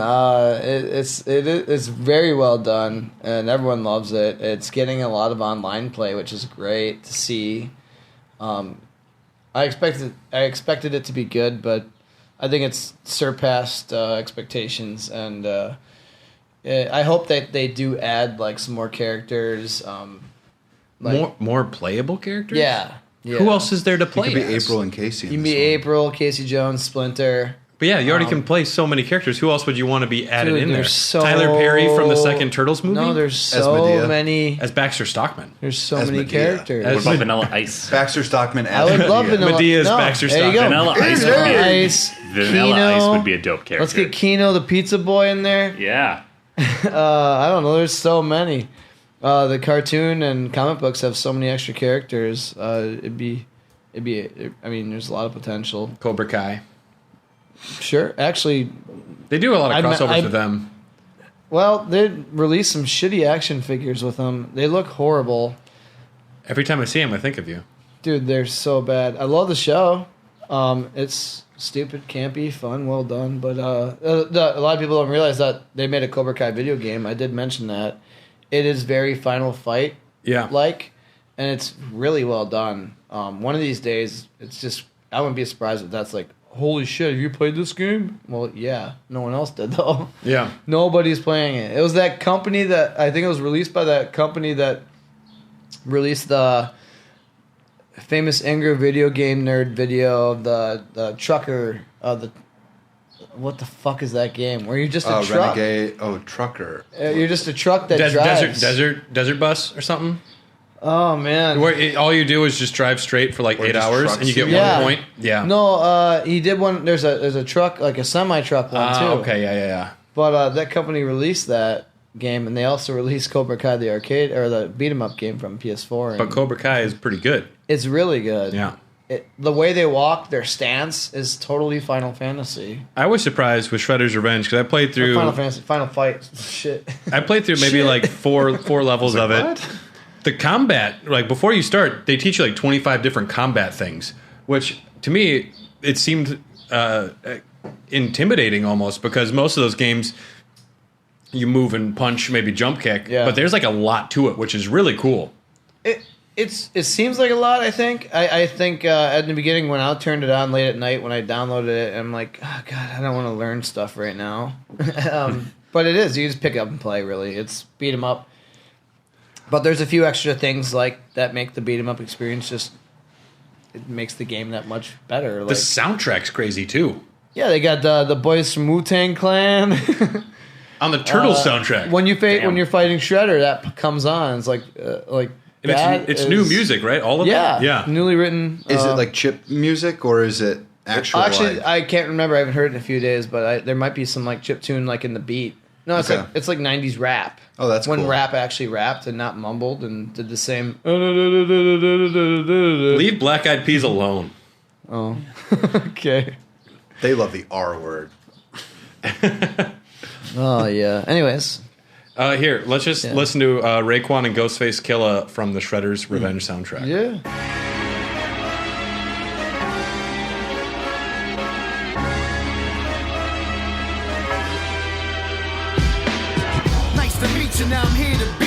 That is awesome. 90s rap style. Actual rap style. Now this is on Game Pass. Yeah. Well, and thank God it's on Game Pass because Limited Run. I'd buy it. Limited Run. I want a physical copy and I want the soundtrack. I want my pizza, but I don't expect to get that for 7 months probably. I'll probably download this. It's probably like a 2-minute download. And yeah, I'm glad I can play it for free on Xbox while I wait for it to arrive. There's a European company that released a version, a different. With like a soundtrack, a CD soundtrack, and like some other shit. I think it comes in like a VHS shaped box. Yeah. And some other goodies. That's cool. That was cheaper. You should have got that probably. I got like the $60 or $70 one that comes with the physical game and the vinyl soundtrack. There's a European one. I ordered that too because it's a different package. Josh, what do you get with a $200 Turtles collector's edition? It's got a Shredder based on like the 25th anniversary, or no, the 30th anniversary re-release figures. I think it's got like a mini Turtle arcade. Is it playable? The little arcade thing? I don't know. I didn't remember. Okay. There's just a lot of shit. Yeah. A lot of shit. Yeah. I did the math and it definitely, I'm like, that actually isn't a fair price on that, and I couldn't imagine all the work that Limited Run had to do to pack that stuff. A lot of people hate Limited Run. It's kind of crazy. I don't understand that. I look at everything they release. I've been following them since pretty much almost the beginning. Yeah, we talked with Joe from Limited Run. Yeah, that was good. I have some really old Limited Runs from like back in the day. But it's the packages they put together are awesome. Yeah, I mean that's how I got the Tetris Effect vinyl collection and Bloodstained. Mostly, I'm just glad that they're putting out vinyl records, but also they do questionable decisions. Like they put the 2 Bill and Ted's Excellent Adventure games on a physical disc, and the 2 games are the worst games ever made. Yeah, and But it's like, And you're a Bill and Ted fan. I'm a Did you huge get Bill. it? No. Exactly. I also like am Bill a and fan Ted. of good video games, and that trumps $60 of a picture of Keanu on a box. Yeah. And Alex Winter. I actually Alex. can't believe they did that. That's, they probably got the rights, and like if they would have released it like while the new movie came out, I think that would have been more marketable. But no one's gonna actually get that and be like, thank God I can play this NES game on my PlayStation 4 now. Yeah. Or I mean, it'd be interesting if they changed it and fixed it and made it playable. And added, Then you're talking. or just the same game but real voice acting from Keanu and Alex. Yeah, exactly. Yeah. Whoa. I don't know. I've heard his Johnny Silverfinger or whatever he's called from Silverhand. Silverhand, thank Yeah. you. Silverfinger is way cooler. Sounds like a Bond villain. He's got a whole ass silver arm, so I don't know why they didn't just call him Johnny Silver Arm. Yeah. He's amazing. Yeah. He's so cool. I've You actually, just go into my house downstairs and you notice I have a full room dedicated to Cyberpunk 2077. And a body pillow of Keanu. Yeah. And I hug it every night. I've actually been playing Cyberpunk recently. I hear it's a Yeah. good game now. Now that I got the PlayStation 5, I heard that it runs okay, and the game pisses me off to no end because, like, it Why? is, well, for me, like, the world building and the RPG, it's more of like an action RPG than like a true RPG because there is a very, like, finite story that you must follow. So that gives it hope for me to try one day. Yeah. I can't do just RPG. Plus, you could probably pick it up for like $10 at Best Buy now because that game tanked so hard that you could get it. Yeah. Yeah. That's one of those safe things to buy because you know they're going to patch it. Because it comes with the Tom PS5. paid 74. He's a big CD Projekt Red guy, though. know he is. Well, they made The Witcher 3, which is my favorite game of all time, so I was very high on this game, and I bought it the day it released, and it almost killed my old brick PlayStation 4, so I got a refund from the online PlayStation store, which is unheard of. Yeah. But now that I got a next-gen console, I was like, let me give it a shot. My roommate played it on his PlayStation 5, and he was like, yeah, it runs pretty well. And then the patch came out, so I got it. And it could be one of my favorite games because it's in my wheelhouse. It's futuristic, It looks sci-fi, like first-person shooter, but like very immersive because the dialogue options are actually pretty sick. You can make different relationships with different characters. Like you can purposely be a dick to characters that are integral to the story, and it kind of plays out a little different. So for me, it seems like the perfect game on paper, but the world is just so fucking empty. It runs now, but like in Night City, I'm driving at 136 miles an hour down the street, and I see 2 cars. I do that in real life. You live in Watertown. Watertown is a lot like Cyberpunk, though. Yeah, that's what I've heard. Yeah. Super futuristic. Everyone has like just crazy progressive There's ideas. a guy with a prosthetic arm. There is. You don't want to know him, though. I don't know if there is there. I don't know. I just said that. Hopefully I'm not offending old one-armed Johnny or whatever his name is. They call him Tin Can Todd. One arm man. And he uses that as a spittoon. His name is Dr. Claw. He's the Claw. He's always after that. From Inspector Gadget. All right. Anything else you've been playing besides not Elden Ring? Yeah, no, sadly, I haven't played Elden Ring in a minute. I have still been playing Hades and Cuphead, kind of like in conjunction with each other when I get Talking about the new frustrated with Cuphead? one. I haven't gotten the Delicious Last Course yet, but I haven't played many video games in the last week or two because I've been really busy. But I did dabble in a little Cyberpunk. Making out with girls. Oh, yeah, all the prostitutes I can find. That's where the money's going, too. Yeah. Well, how many times have you beat Hades? 5 or 6. I haven't played Hades in a couple days. My work schedule's been pretty brutal at the moment, so I haven't had a lot of spare time. Luckily, Hades only requires like 30 minutes to jump in and do a run. That's my favorite thing about it, is that like before work one day I can just get a run done, and it's a lot of fun. I did play. Don't do it on your like day off first thing in the morning because you will accidentally play for 8 hours. Oh, that's my plan tomorrow. Yeah. I also have been playing a little bit of UFC 4 because that's another game where I can just jump in and do a couple fights and then kind of leave my brain off. I still like those games. How is it? It's not bad.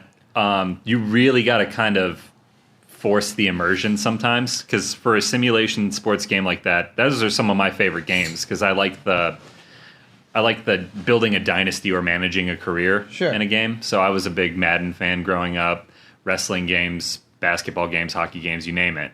With UFC 4, it's pretty cool. You get to create your fighter. They have a little story, and then you work yourself up through the WFA or Dana White's Contender Series, or then you're in the UFC and you headline pay-per-views. The thing that sucks, though, is, do you guys remember Fight Night Championship, I think it was? The rated M boxing game from like 2010. Fight Night Champions? Or? Yeah, where you were bare-knuckle boxing Nazis in prison. What? Just so everyone knows, Dylan and I don't know what we're talking about. Yo, what is this? What consoles that? The 360 and the PlayStation 3. It came out when I was in high school. I want to say like 09, 2010 it came out. I might have it. But it's a rated... Fight Night 3. The story is rated M for mature, and at one point you go to prison and you bare-knuckle box skinhead, not neo-Nazis in prison is one of the fights. Life. Yeah. But that game, what was That's where cool... I got this Ghostbusters tattoo. Oh, don't mess with him. He's got a Ghostbusters tattoo. Don't fuck with that Does guy. it hurt too much? I can give you some prison wine. Oh, who you gonna call, baby? The cool thing with that game, for like a simulation style, was that it generated new fighters that had random statistics, but they would fight and work their way up the rankings. So as the normal boxers that were in the weight class would get older and retire, it would replenish the pool of fighters that you could fight with new generated. So it's kind of like, opponents. it's like in Shadow of War when you fight a guy named Douche. Yeah. Yeah. Yeah. What'd you call me? UFC 4 doesn't do that, so I just fought a 42-year-old Jorge Masvidal last night and choked him out in an inverted triangle. So that was fun, but it also was kind of a little unrealistic. Sure. Yeah, because I could never see you doing that to someone. Yeah, I could. I mean, I got a guillotine. I got a rear naked choke. I could do that. But an inverted triangle, no way. When you said you had a guillotine, I didn't know you meant this like a wrestling move there. I was like, what? Sounds like That's why he cheating. came in wearing that weird hat. So yeah, that's what I've been playing. Did you ever play EA MMA? A lot of letters. Is that the one with the dude with the tattoos on it? No, it's got Randy Couture, Fedor Emelianenko. It had a lot of the Strike Force fighters in it. That was Before cool. Strike Force got bought. That's the one where when you knock them out and ground and pound, you could continue punching them in the face, right? Before the I referee think stopped so. It's actually a really good game. They made it once. They didn't make a second one. It didn't go over as well because none of the biggest names were on it. But it was actually which one you're talking really, about. really good game. Yeah. It came out either right before or right after like Undisputed. UFC Undisputed, I think. Yeah, around that time. Yeah. I like Actually, I think it was maybe right after. I played the shit out of all of those when I was growing up because Yeah. I really liked the UFC. In fact, there was a pay-per-view last night that was great. I don't know if you guys watched it, but it was fantastic. Yeah. Josh, our tattoo guy, is training to do some fights. Really? He's going to let me know and we're going to get tickets. Well, let me know. Fuck yeah. I need to book another session with that guy. But we have another beer here. Let's say what this is. Actually, real it's quick. not a beer, but it's a fruity ass beverage. Okay. Is this an orange? Is it orange juice? It's a seltzer. It's a seltzer. I feel bad bringing one, but it's a hot day. We're in a hot room, a bunch of hot boys. Hair the Dogcast. Seltzers and sports and sports and seltzers. That is the modern man, boys. Yes. This is a Humble Bumble version 1 from Humble Forager. think I've had Blood this one. orange tangerine Buzz Seltzer. I think I might have had this as well. I don't know where. Yep, I've had this. This is Calamansi delicious. lime. Sumac blossoms. Just so you know, Sweetened with honey. if It's actually seltzers really taste good, it means that they're not healthy. Yeah. Any calories you thought you were saving, if the seltzer tastes good, you are not There's only avoiding like those calories. 5 carbs. Brad, we're trying not to avoid carbs or flavors. There's 220 calories in a can. It actually says that? Seltzers have that shit. Beer doesn't. Beer doesn't give a fuck. Well, beer doesn't have to, maybe. It's is got the thing. 8% of your potassium, though.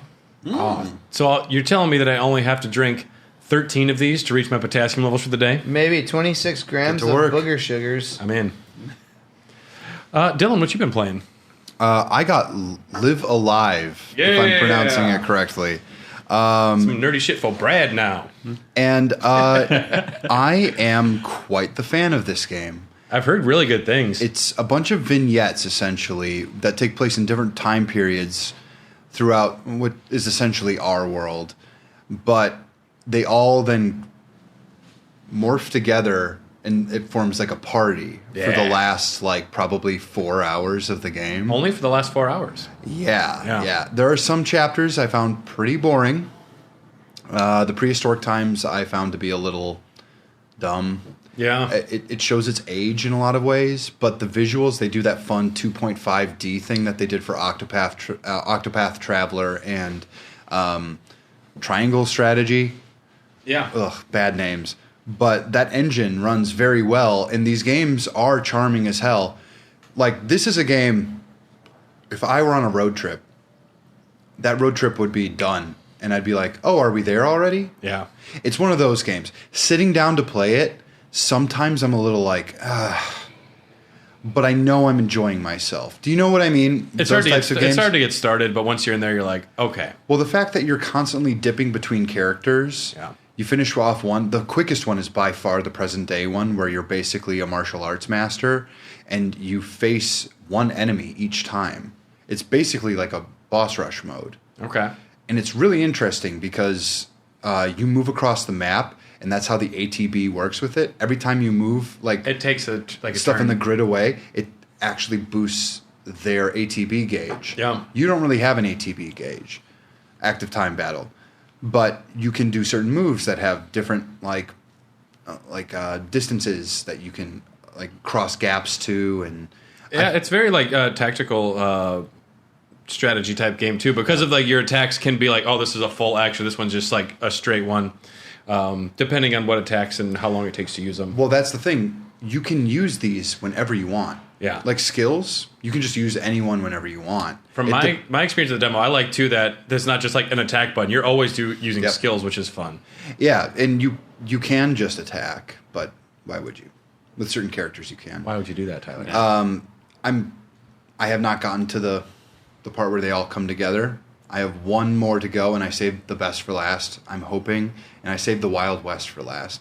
Because I know that character is probably going to be my favorite. I'm a huge fan of, like, spaghetti westerns and stuff what if like it just sucks? If it sucks, I'm going to be so angry. The prehistoric one made me want to bash my face against a wall at a couple points because they don't use actual language throughout the entire thing. Yeah. And your character has some cool... Like, each one has its own little gimmick. Like, he can smell... And you can, like, sniff down prey. You can smell crime. Essentially. Yeah. Or... I'm so happy I started out with the martial artist, though, because that was interesting. I'm like, holy shit. It's like a Street Fighter Select screen. It looks dope. Yeah. I'm like, holy shit, what is this? And then I go to the prehistoric guy, and I'm just like, all right. The sneaking in the late Edo period of Japan... That's interesting. We played a little bit of that demo at your place. Yeah. There's like a through line where one of the enemies in the shadows is probably the one you have to face at the end of all of it. He's like a man outside of time, like a demon or something like that. Like David Bowie. Probably David Bowie. Yeah. I would actually guess that it might look like David Bowie. And I was curious. I was like, okay, this is from the Super Nintendo. I actually went online and I watched videos of the original version. I'm like, thank God it doesn't look like that. It didn't look that good back then? It does not look good. Okay. This is like a 1994 Japanese release Super Nintendo game that did not get a lot of traction even in Japan. So this upgrade actually means quite a bit. Damn. And there's a lot of fun. The humor's pretty good. The writing is solid. Even in the parts where there aren't any dialogue, you're actually noticing a lot more facial expressions on the character sprites, which I found refreshing because that's one of the complaints I had when we were playing that demo. And it's also weird that the voice acting is off to me. You know what? I switched it to Japanese. Turned out well. But you kept the written words in English because you want to understand them. Yes. Classic. No. No, Josh only plays in original Japanese. Hey, I mean, you get to choose what they say then. It doesn't work exactly as you plan, and if you have to pick things. Josh is like, what are all these scribbles? Another time I will That means tell you I all want to about play how basketball. the first time I beat Halo 2 was all in French. Really? Yeah. Pablo got a hacked version of the French one that leaked early, so I paid him $20 to bring it over. All right. I mean, yeah. And then They'll have a Halo episode sometime. my intention was to have Xenoblade Chronicles 3 on Friday, but I had some car expenses that are going to put that off for a little while. Yeah, you bought a Maserati? Yeah, I bought a Tesla, actually. This I went podcast with money's the Tesla. awesome, guys. Subscribe. I bought a LeBaron. It's a LeBaron. I'm actually going to wait until those special editions because, the early people who buy them all up and stuff, they put them on eBay for like $300. Yeah. I was able to get a Xenoblade Chronicles 2 at original price, the special edition, and I'm just going to wait for that now because I was able to find it at a Target, and it was sitting there forever. This is not a popular video game franchise in America, so I have all the confidence in the world that I can find one of those. Oh, yeah. Otherwise, yeah. I have played a little bit of Elden Ring. I kind of took a break from games for like a week after Indie Games Month finished up. And then yesterday I picked up Elden Ring because I've been studying Caelid a little bit for Elden Dogs. And You just showed us something wild. there's a lot on Caelid that was surprising to me. It is a mean, cruel place. There are areas that you guys don't know about. I know the abandoned cave that you guys haven't seen. It is the it is the meanest. It's a strange area where half of it seems like it's not meant to be played until endgame, and a lot of it you need to do earlier on, at least to get up to the Altus Plateau, unless you're doing the secret way. But I've been loving it. Elden Ring is definitely The secret way? You mean the main way that people end up using? Well, most people, I think, take the Dectus lift. I think the Grand Lift of Dectus is probably the most common way to get up to the Altus Plateau. That's not how I got there. No, I always take the mines up there. It is obscure finding those two medallion halves, but Caelid is mean. It is very mean. It is. It's unforgiving. It is And unforgiving. It's a scary place. Those wolves alone, I can be the level I'm at right now, 106, and they can still fuck me up. Yeah. But I can confidently say that it is maybe my favorite game of all time. It is. You know what? It might not be my favorite of all time. I'm but afraid to is say so- it out loud, but I think it is my favorite video game ever made. It is the perfect confluence of everything that I love in video games. Plus, it's got George R.R. Martin, who is my favorite fiction author ever. So everything is designed for Brad to be a happy guy. Yeah. Except Caelid. And even that, I'm happily frustrated. Yeah. I mean, there's nothing to... Fuck those poison swamps, though, am I right? Yeah, the Scarlet Rot, yeah. Yeah. I like him. Yeah, Josh is in. Josh loves them. What character class do you play as, Josh? 69. Dude, Dang. that's a hidden one. You have to input some cheat codes for that. What are your do. stats? All 69. All of them are at 69. It's pretty good. I'm Isn't not it? leveling up pretty ever good. again. Character Imagine a name? health Nice. bar on Yeah. Imagine a 69 health bar. How big that health bar is. Well, it just keeps going around and around because it's 69. It's like an Ouroboros, Yeah. but with sex. Yeah.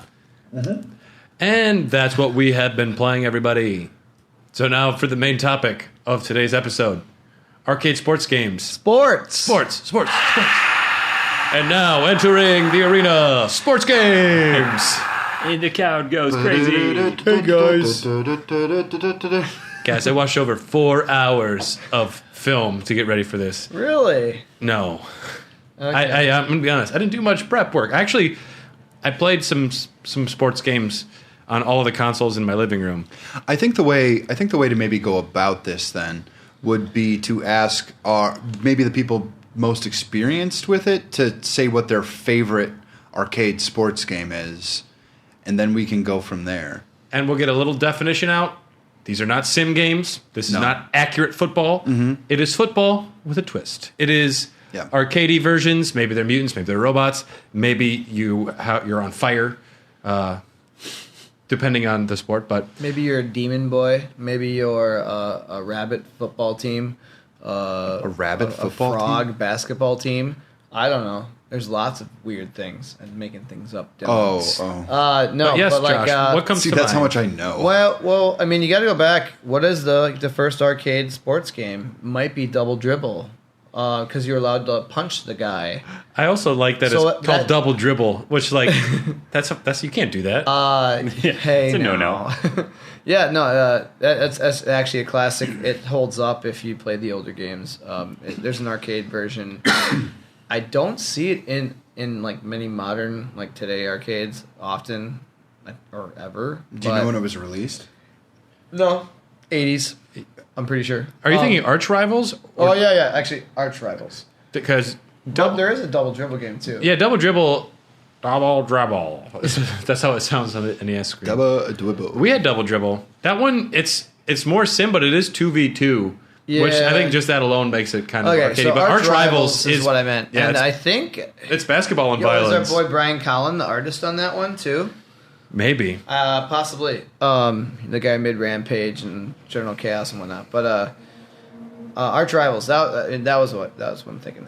You can actually punch the guy, which definitely inspired NBA Jams. You hold turbo and punch the guy. And NBA Jam, let's say, that was the one that really, really stuck out before NFL Blitz time even. Like, NBA Jam was the icon, I'd say. That was a big one. To progress into I mean, the next. if you want to play as Hillary Clinton, you don't have a lot of options as far as basketball games go. Yeah, Yeah. slim pickings out there. Yeah. But, yeah. That's my favorite video game character. Top video game characters of all time. Hillary Clinton, Clinton's number head one. on a man's I body. Listen, Because that's what it is, I think. Yep. Listen, I Pokemon went to the polls just for her. Yeah.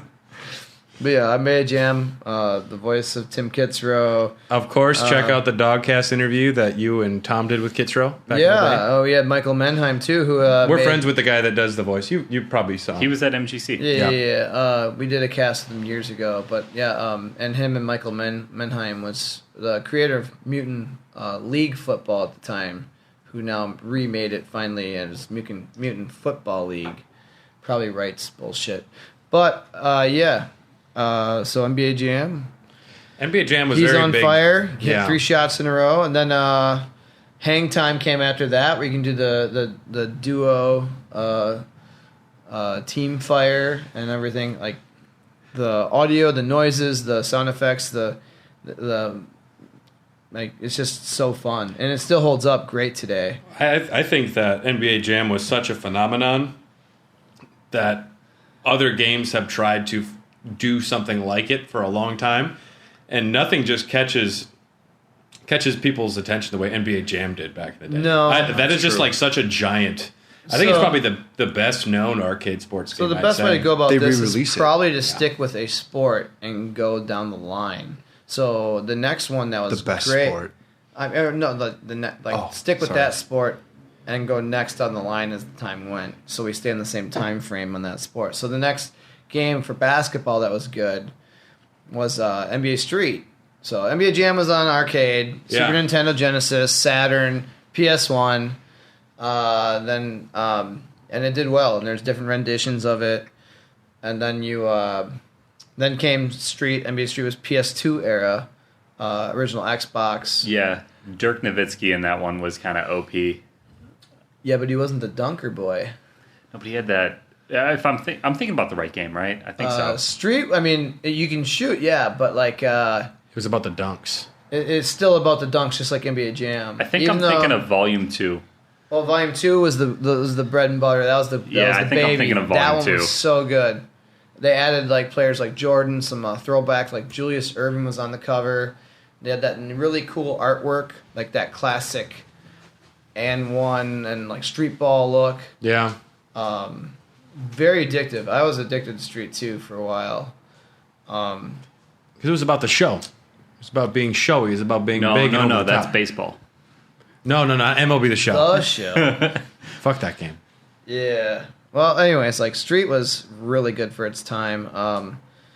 There's a guy that makes great YouTube videos on sports games all over the place. He's got the accurate mindset for what's good and what's bad. He hates Madden because Madden sucks. It's not soft drink TV, It is it? is soft drink TV. Dude, he's so good. Isn't he? Yeah, Yes. I love his videos. I called him. I mentioned him before, but he makes great little mini documentaries on YouTube about this stuff. Yeah. But he did one on Street 2 recently. But yeah, Street 2 was fucking awesome. They made a Street 3, and they didn't do it again. I never played Street 3, but yeah. And after that, I mean, there's new renditions of NBA Jam that were actually really good on 360 and PS3. Yeah. And then they made an On Fire edition.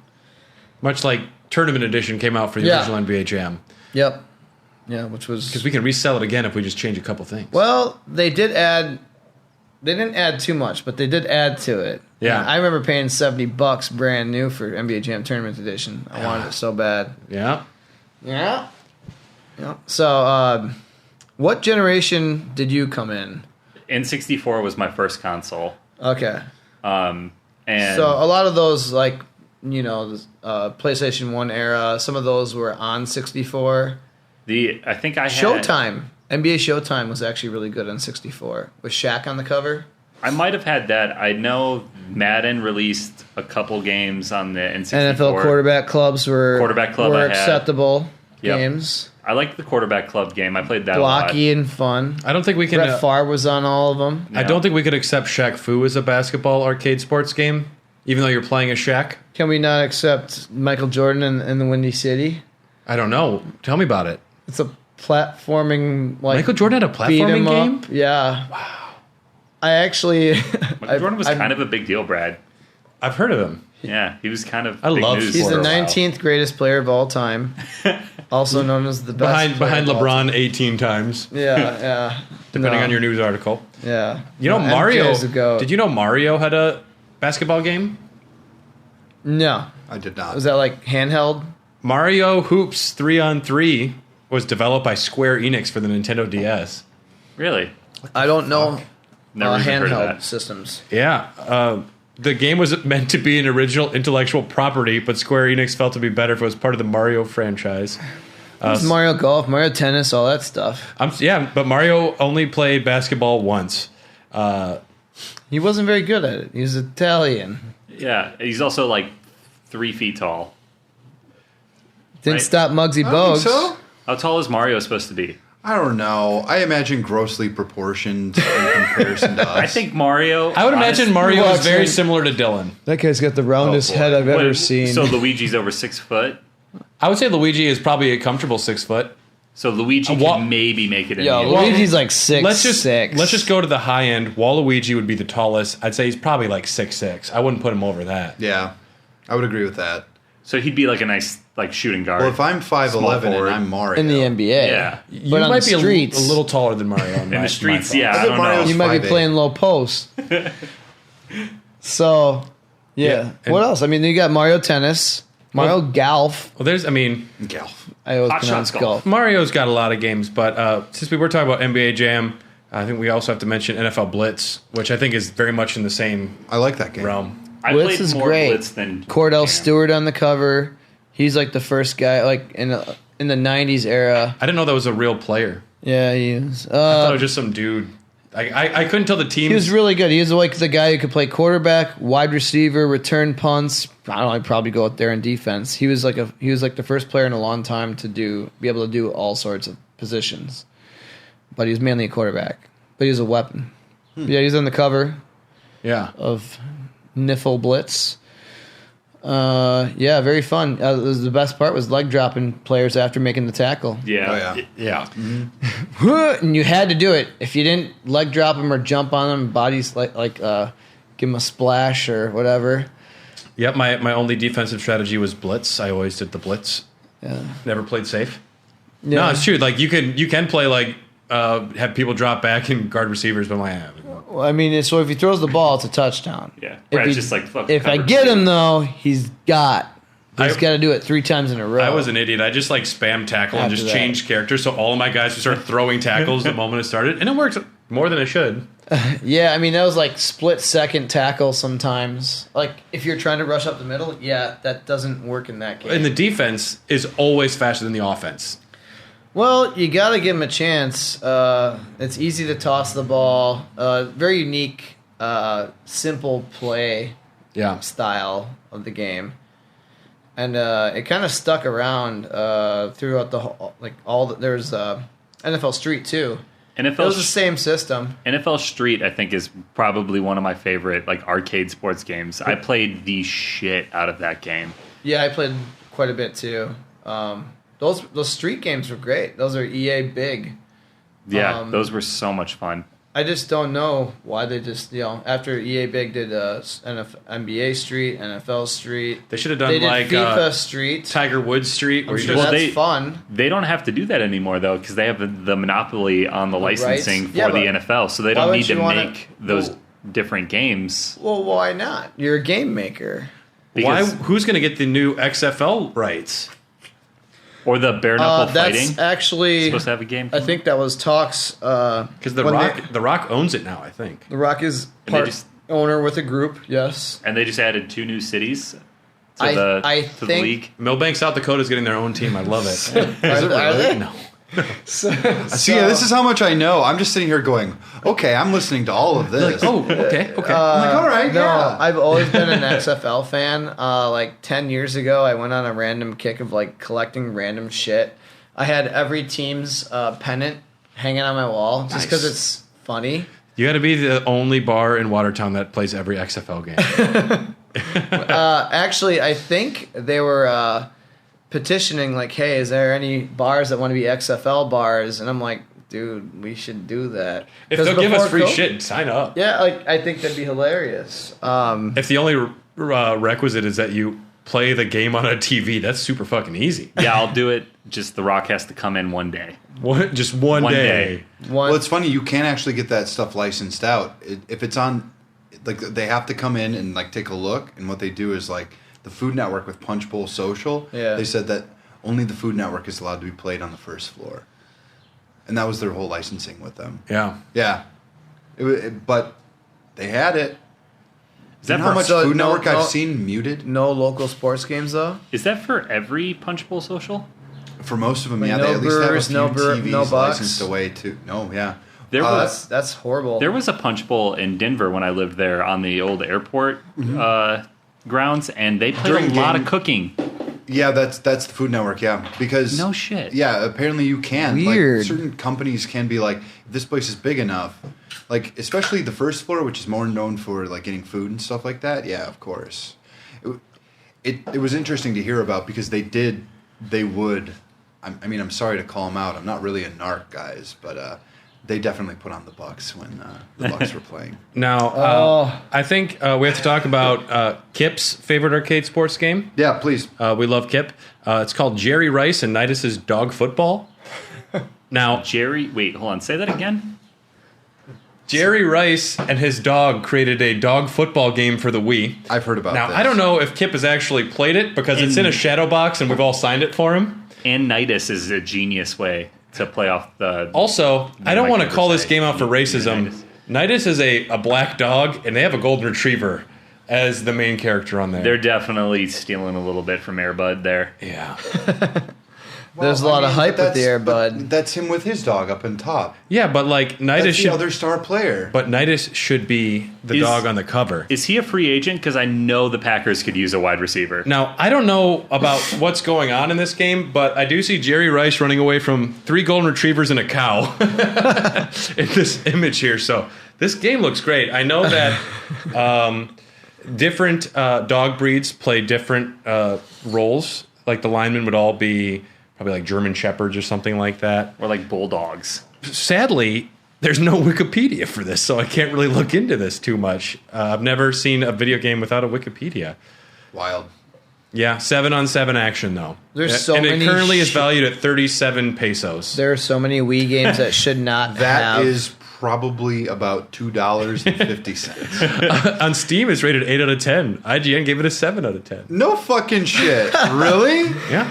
Oh, there's so many trash random Wii games that exist that have that shouldn't have a Wikipedia page, but this game should have the biggest Wikipedia page. I love it. I gotta look at some more images. I think that the human is the quarterback. and then Jerry Rice is the quarterback. and then everyone else is dogs. Yeah, okay. Why doesn't he license Airbud? Football players know how to throw balls. So, you play on uneven terrain. This is by a lighthouse. This looks like a great game. All right, so we got a Rottweiler running a swing. What is that? A terrier running a post route? Yeah, it looks like a terrier running a post route. Jerry Rice is playing the quarterback. There are routes. I wonder if Jerry Rice is just playing football with like 30 dogs one day. He's like, wait a second, guys. Call Nintendo. I just find it crazy that he's all-time quarterback. Like, the best wide receiver to ever play the game is the quarterback. He's changing it up. That's his job, man. I mean, He's that good. Beautiful game. Beautiful game. Lovely. That is a... Honestly, the dog models don't look that bad. Is that Lassie? Yeah, it doesn't look bad for like a PS1 game, but You it's can tell it's Lassie because he's number come on, 95. let me take a look. And while Dylan's taking a look here at these Hold beautiful on, that's puppers, decent character modeling. What They're not meant to be seen up that close. Well, Lassie does kind of... Lassie does kind of look like a corgi at first glance. So if that gives you any indication what the model looks like. But if it makes you feel better, it looks like this Great Dane-looking dog is wearing a blue fedora in this picture. So I think it gets some points there. Well, which dog's wearing If I a played sombrero? football, that's all I would wear. And Just no a fedora. No pants, no shirts, no socks, no cleats. speaking of blue Covered in fedoras, Vaseline. They call Josh. me Slippery D. Red, white, and blue fedora. Josh, what is this next beer you got for us here? This next beer, I'm just going to do a quick shout out. Drafty Cellars, one of the few Mortalis launch spots in Wisconsin. This is one of the most hyped breweries the last year and a half, 2 years in the craft beer nerd world. People trade for these. People are sought after Mortalis' beers. you think anyone's died for it? Yeah, twice. They're in New York. The one stout I had was fucking phenomenal. It actually a guy made sure I had to get it because it had a terror dog and a constellation artwork on the art. But yeah, it was great. So this is a collab with Arcane Ale Works. I've been to that brewery in Florida. Very good. Love sports. This one's called Red, White, and Blue Sour. It is a raspberry, blueberry, and vanilla. Clocking in at 6% alcohol. And 100% fruit bomb. So let's have some. Thanks for sharing, Josh. Welcome to Wisconsin Mortalis. Cheers, y'all. Noise. Oh, this is a chunky monkey. Yeah, Ooh. it's a thick one. That's a thick boy. That is delicious. That kind of... Fruity and hot. Just like I like it. So you're saying Drafty Cellar is one of the only places that have it in Wisconsin? 3 sellers got it. Only a handful of places got it in the whole state, yeah. And we're one of them. Shit. Yeah. You should ask April O'Neil what she thinks of it. April O'Neil doesn't play sports. So, yeah. Where else we going? NFL Blitz and FIFA Street I never played. Base Wars is one mentioned in the Discord. Yeah. I love that game. Still have it on my NES. Now, CIB. What is Base Wars? It is... I've talked about this in an old podcast with Tom, and Tom's just like shoulder shrug, like, stop talking, Josh, this is stupid. No, this is one of my favorite baseball games ever made. Love the audio. You are robots in space playing baseball to the death. So, yeah, you are playing in a floating field in space. You don't know, like, certain teams have different players. Some teams are just all, like, human-shaped. Well, you don't want those because some of the teams have players with machine gun arms or motorcycle legs. And it makes a difference. Motorcycle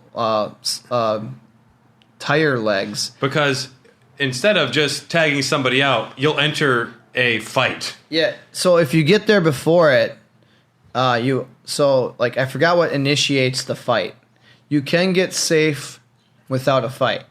I think if you get it clear, if it's close, it's a fight. I think that's the deal. So if you get it before they get there, it's whenever it's close, I believe. Yeah. But you kill that player. It's to the death. And it's hilarious. Sometimes you're just a person who can punch and drop kick. Sometimes you're a tank with a gun. And sometimes you're a tank with a gun. You can just mash them, like bash, bash, bash, bash, dead. And they can't fight back. There's a motorcycle guy, like a robot with you don't have legs. You have a cycle tire. and you can just like flip attack him over and over and over, and they can't compete with you. So you just get your ass killed. And it's really funny. Even when it's against you, you just can't not laugh at it because it's ridiculous. And some of them have like a sword for an arm, I believe. But yeah, very fun game. It actually plays well for a baseball game for the NES. But yeah, it's definitely my favorite one. People like RBI Baseball and Those Baseball Stars, but I think this is the best RBI one. Baseball leans more towards sim. Yeah, but it's still NES. yeah. How realistic can you get in the NES? And that goes back to like Tecmo Super Bowl or whatever. It's Actually, yeah, I mean, that's still kind of sim too, but it's definitely not. I mean, Tecmo Bowl can be thrown in this category too. Very iconic game. Surprised they've tried to do a few renditions over the years. It's actually Madison's, I think, where they have the big Tecmo Super Bowl World Tournament. Like, people come from all over the world for it. to Madison? Yeah, Madison, Wisconsin. That's crazy. Yeah. But, yeah. I mean, Dylan, what's your favorite arcade sports game? Jeez. So many. So many. I love cheese. I like racing games. And far and away, if you got rid of all of the UI and a bunch of like the weird microtransactions and stuff, I still think the Forza Horizon games are the best thing around. Now, Am I allowed to count these as sports? We- because they count Arcade, though. no, that'll be a arcade. Well, racing games will be another part of Okay. our series, as well as wrestling games, because I asked everyone their favorite arcade sports games on Discord, and it just turned into a wrestling discussion. Okay, And so we will have a wrestling episode, but that requires more time. Yo, I got a guy. I've been trying to get on this cast since it started. I've done podcasts with him before with here, Yeah. like maybe 10, 15 years ago or some shit. But yeah, he'd be perfect for that cast. Anyways, But there will be a racing episode, and there will be that's fine. a wrestling episode. I got this great book from Hardcore Gaming 101, which So, like, shows every single wrestling game Cruising ever made. USA would probably be more arcade racing. you know? right, Cruisin' Blast. The new That- one. Oh my god, it's fun. I just picked it up. Hydro It's Thunder. tons We- of we fun. had it Hydro at Thunder, Drafty.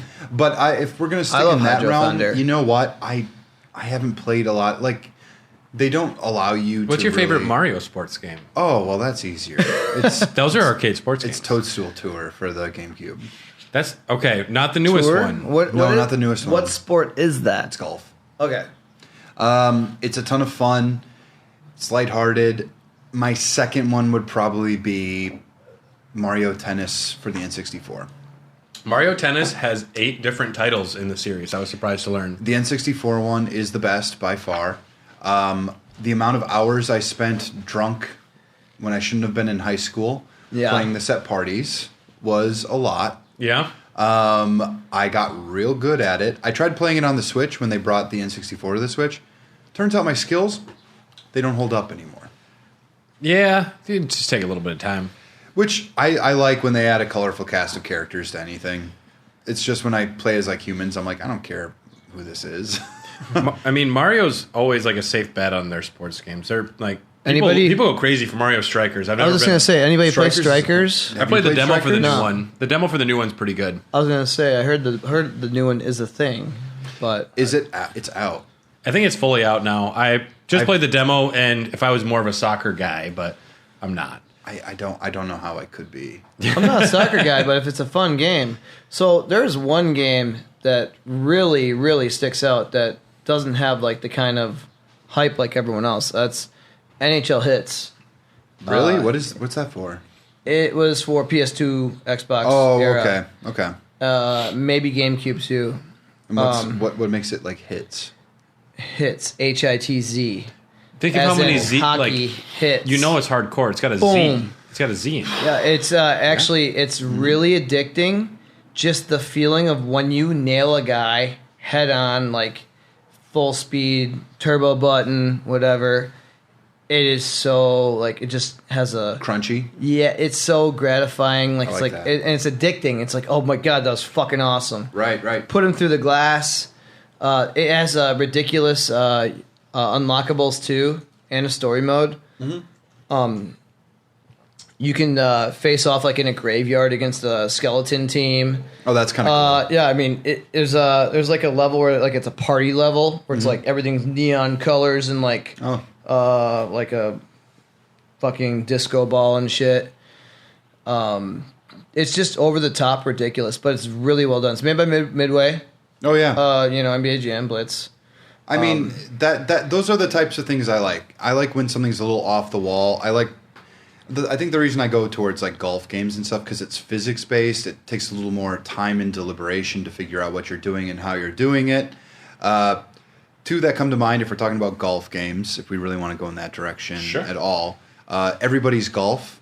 I've heard that's great. It's so much fun in a party scenario, and the tracks, every course is just so stupid.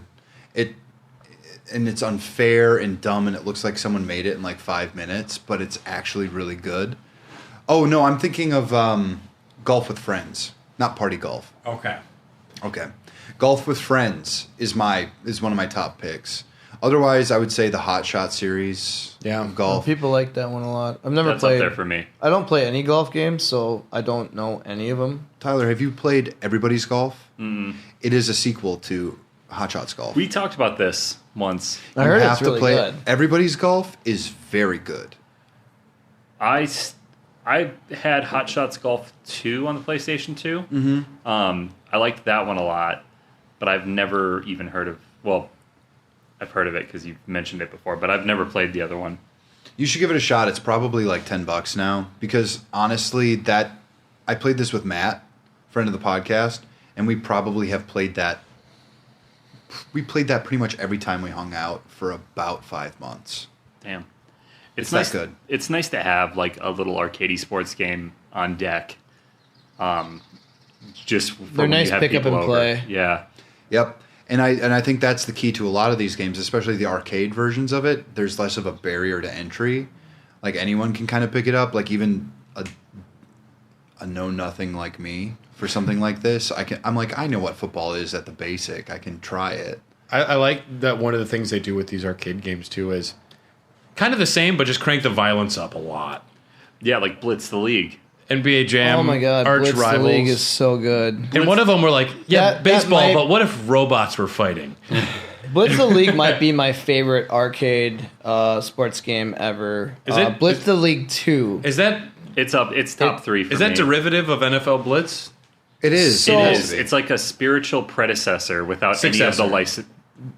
Successor without any of the licensing. Okay. Yeah, I think they really were anticipating doing an NFL game, but that EA thing, I don't know when it happened and when that was that time. 2006. Yeah, so you're right, because 2K5. Yeah, 2K5 was NFL the last. 2K5, the 2K. greatest NFL game probably ever made. But That's the best sports game, period. maybe I'm Really? not gonna argue that. I love that game. That game was I would so have good. sex with Do you that still game. own if it? was Do you have a- it up for like the 360? I got it somewhere, and it's for the PlayStation 2. Oh, I got okay. it somewhere in a box, but it's like simulation sports. That's the cream It's of the actually crop. gone up in value because of the people like Soft Drink TV and people saying like this is actually still the best sports. And they game. did All Pro Football 08 without any licensing, but they made all the feel teams like it look wasn't like as good. it wasn't as good, but I it's did still better buy than that day one. I was so hyped because it was all like John Elway and all these like Dan Marino and like all these other like old players, and there'd be like half-ass like not Hall of Fame players. Like, Yeah. like, they put who the fuck Dante Stallworth in this? And they had you had like Aaron Rodgers was on the Packers team, and their logo was just like a green G on a their weird head. G. Yeah, It like was because like they couldn't use the actual logo, but the quarterback for the Packers team was number 12, and it was supposed to be like they used the same players, but like kind of the way that college sports games couldn't use the names because players weren't allowed to get paid while they were in college. So there was a huge community for this game and modding and online play for a bit. I think 360 version was able to somehow they're able to have a server and an edited, very finely tuned edited roster of accurate NFL players with the fake like bootleg looking teams and stuff. Yeah, but that game played really smooth. Like the gameplay, like the AI actually played like actual players, whereas in like today's Madden, you can spam 4 verts over and over, and if your speed is better than the cornerback speed, then you're going to torch him. It's very well smooth to play, super well done. Like the gameplay is to the T, where it's like not too sim, where it's not fun. It's very fun. Plus, it's got all the contract negotiations and signings and free agency and like coach carousels and all the nerdy shit. Modes, They put all the coaches on a carousel? So Yeah, and then they go round and round, and then you get to pick one at random. a lot of modern games don't have the fucking franchise modes anymore, and it drives me crazy. Madden's franchise mode is dog shit. Yeah, I agree. Me too. So that they're fucking doing the goddamn microtransaction bullshit. That's all they care about is the ultimate team. They're dead. Yeah, Ultimate Team, fucking don't like it. I like that concept at first, but I'm like, I just want to play franchise mode. I want to play this for 5 minutes, and then I want to play franchise mode the whole fucking time, which is how the actual sports people want. But they do get you addictive. Like, open this pack and see what you'll get. Ooh, a gold, blurry pink Barry Sanders. Yeah, congratulations. You got the pink Jerry Sanders. What I find is hilarious is like so people pay money for these like card packs to get whatever, like soccer player, basketball player, Fucking football player, scam. whatever sport you're playing. Well, pay to win. So like say you're playing NFL and you can pull a Michael Strahan card. Michael Strahan is one of the greatest defensive players that's ever played Yeah, he played football. Yeah, he's one of the best players of all time. He set the NFL record against Brett Favre.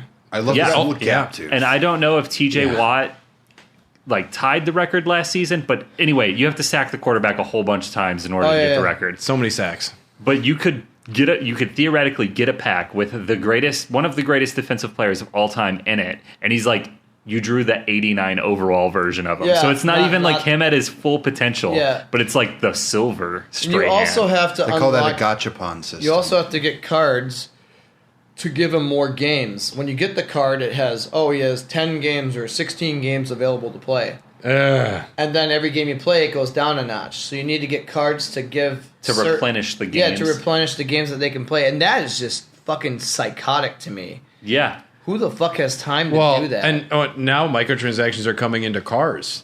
Like, was BMW. it BMW? There's heated seats included in your car. You have to pay them a service to activate them. It's like $7.99 a month or something. But you don't need it in the summer. But still, it's like it's in the car. Yeah, that's psychotic too. Yeah. It's like it's already in the game. Just pay us to use it. Well, when we have a super hyper violent sun flare and it wipes out all the electronics on Earth, you won't be too worried about it. You better cancel your heated seats subscription before that happens, though. Yeah, say that. Well, your credit card won't work either. It's Neither basically will an you. EMP bomb for the planet. Yeah. I look forward to that. That No, sounds you don't. great. No, you don't. It'll We won't be able to play Blitz the League in. Yeah, so I'm going to say it would be bad. So Yeah, it'd be bad. anyway, fuck today's modern games, including like the new EA thing they're doing, NBA Playgrounds, Yeah. which is trash. It is a shitty version of NBA Street mixed with NBA Jam, Mixed with big head mode. Yeah. Everything but needs a it's big head so mode. bad. And then this new WWE game, Battlegrounds or whatever. It's the same exact game, same model. They're the same tiny bodies with big heads. Microtransaction annoying. hell. You know what blows my mind about sports games is every company, especially like Sony recently, is looking for all these live service games. Like they want a live service game so bad because it They keeps people want a coming Fortnite. back. They want something. The most obvious solution to a live service game is a sports game. Yeah. They use the same engine Make a for soccer 5-6 game. years anyway. They just update the rosters and the jerseys. That is essentially just the perfect platform or blueprint for a live service game. But then they wouldn't get $60 out of every person guaranteed They could every year. honestly just like charge $30 for the New Year update, and people would just pay it. Like, I would definitely do that. and as long as like, we patch in a few things, but just essentially just keep the rosters up to date. And I think that'd be cool to do as like the season goes on, if players get traded or And they do that for like NBA 2K. Will update the rosters throughout the season, but it stops Yeah. at some point. Because I think it just stops when the regular season ends. or it might stop at the trade deadline too. It didn't used to. It used to be when the season was officially over after the championship. I think you're right. They also used to When the update. season was officially over. They also used to update player models for throughout a season because you'll have like scar. or like they braided their hair and then you get braided They hair look Jordan fucking Clarkson. amazing. They look great. I Yeah. don't find the game playable. It's so sim. It's not fun. Do you play the game? I play a lot of 2K during the basketball season. I don't like it at all. I played 2K on my Switch. The It problem- was $2 and I bought it. It's not a sim game because there did in you play every it? To me, I sports did play game it. there's a I got bored really quick. game breaking play. Like Madden is notorious for it, but even in NBA, you find your way to cheese the AI.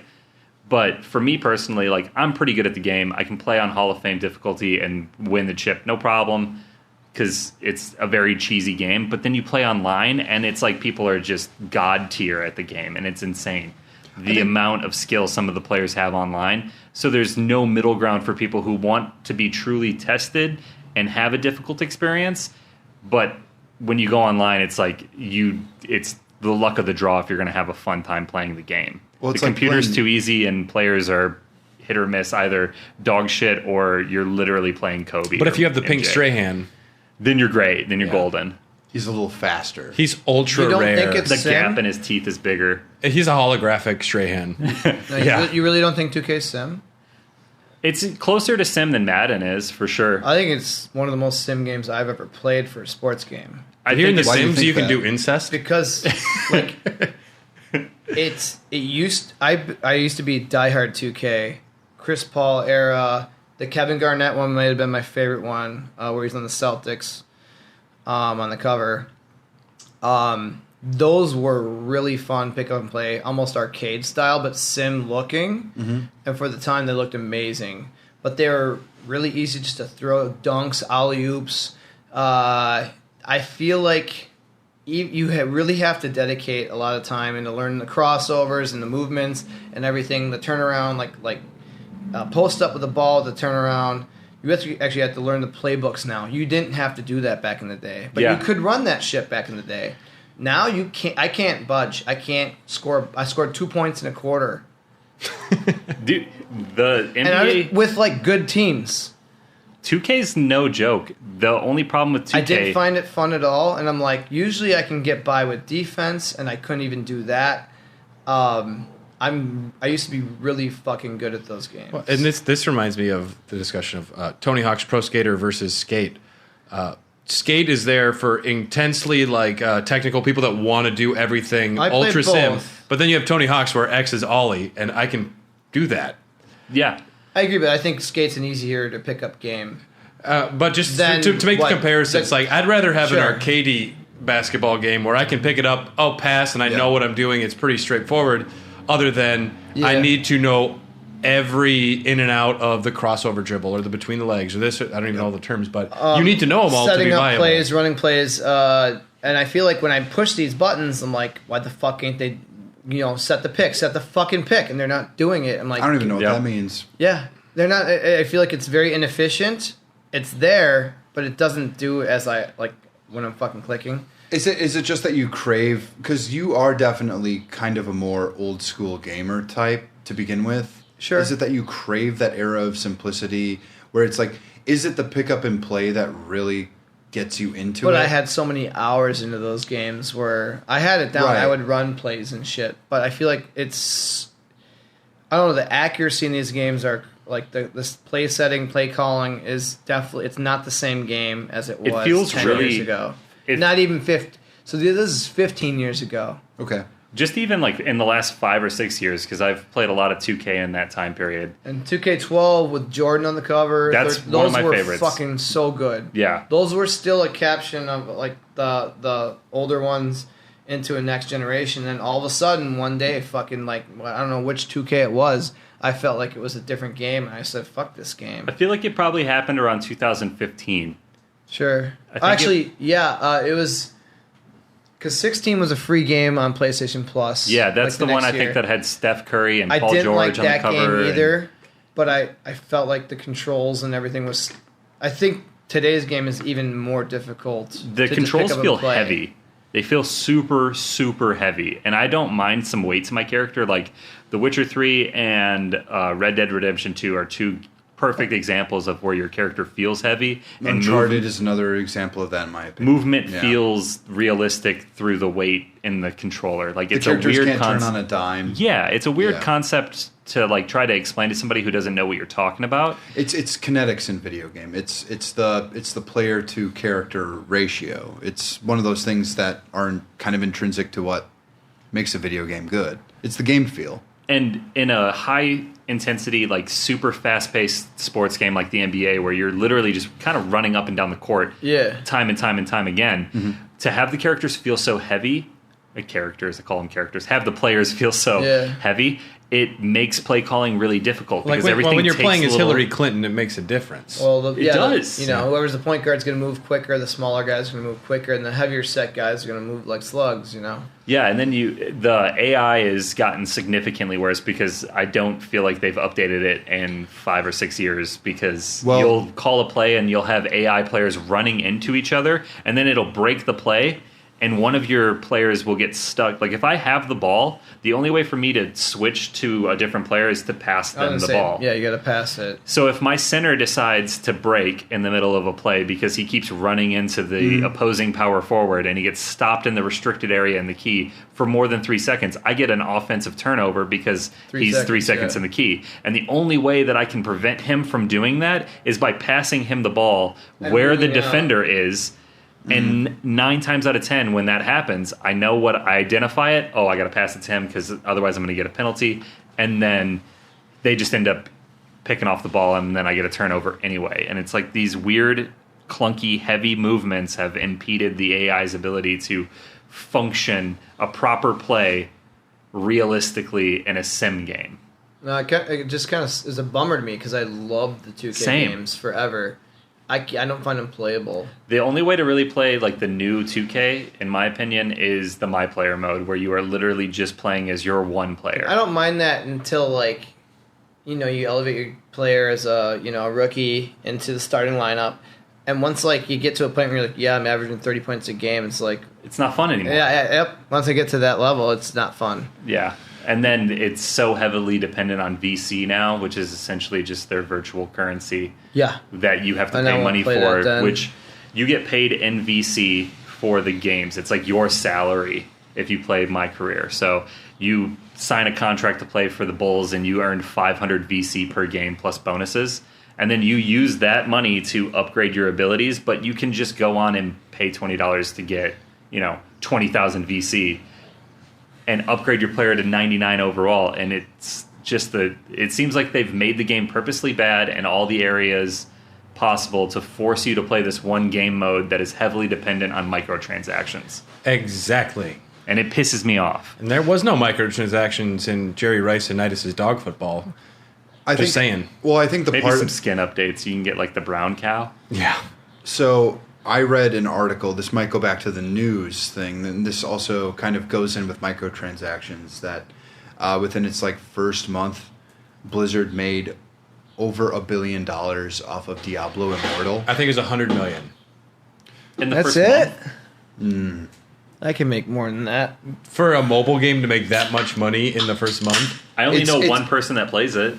But the people that do play it spend money on it. So that's the whole thing. The model is intrinsic upon preying on your worst impulses. So if you want to do something, it could be anything. It could be drinking. It could be smoking. It could be whatever.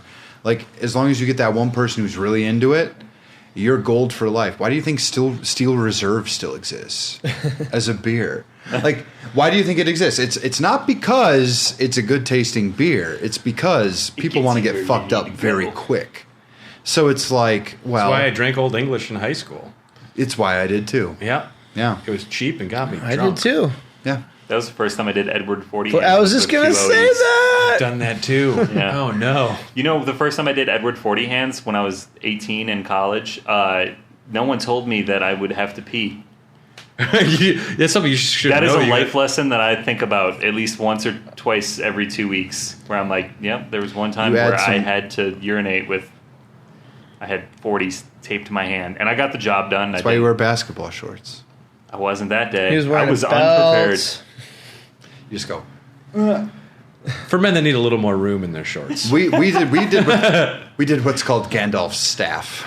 We call it wizard staff. Yeah, we Yep. called it Gandalf's staff. What is that? It's So you stack them and then you tape them together. we and they go each up chose in a the different stack. beer. So I had Lone Star. After you finish a beer, you duct tape your next one on top of it, and eventually, when the Oh. staff's taller than you, you're a wizard.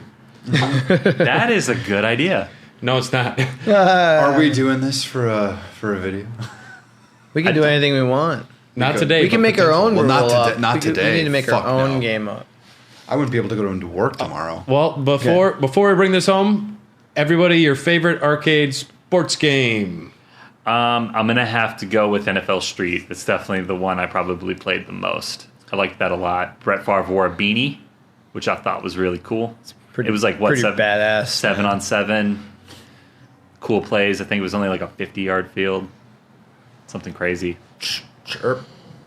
I'm going to go with everybody's golf, actually, because thinking about just playing that game with Matt. Matt's a huge golf fanatic, if you're not familiar with him, or you listen to his podcast. But it was nice because I would play it on my own, and I'd have a huge amount of enjoyment. But with somebody else, it was so easy to access. Like, the UI looked great, the HUD, everything about it. I was just like, oh, well, this is a game I could get into. And I'm not really like big on sports. I think you learned that about me and Brad today.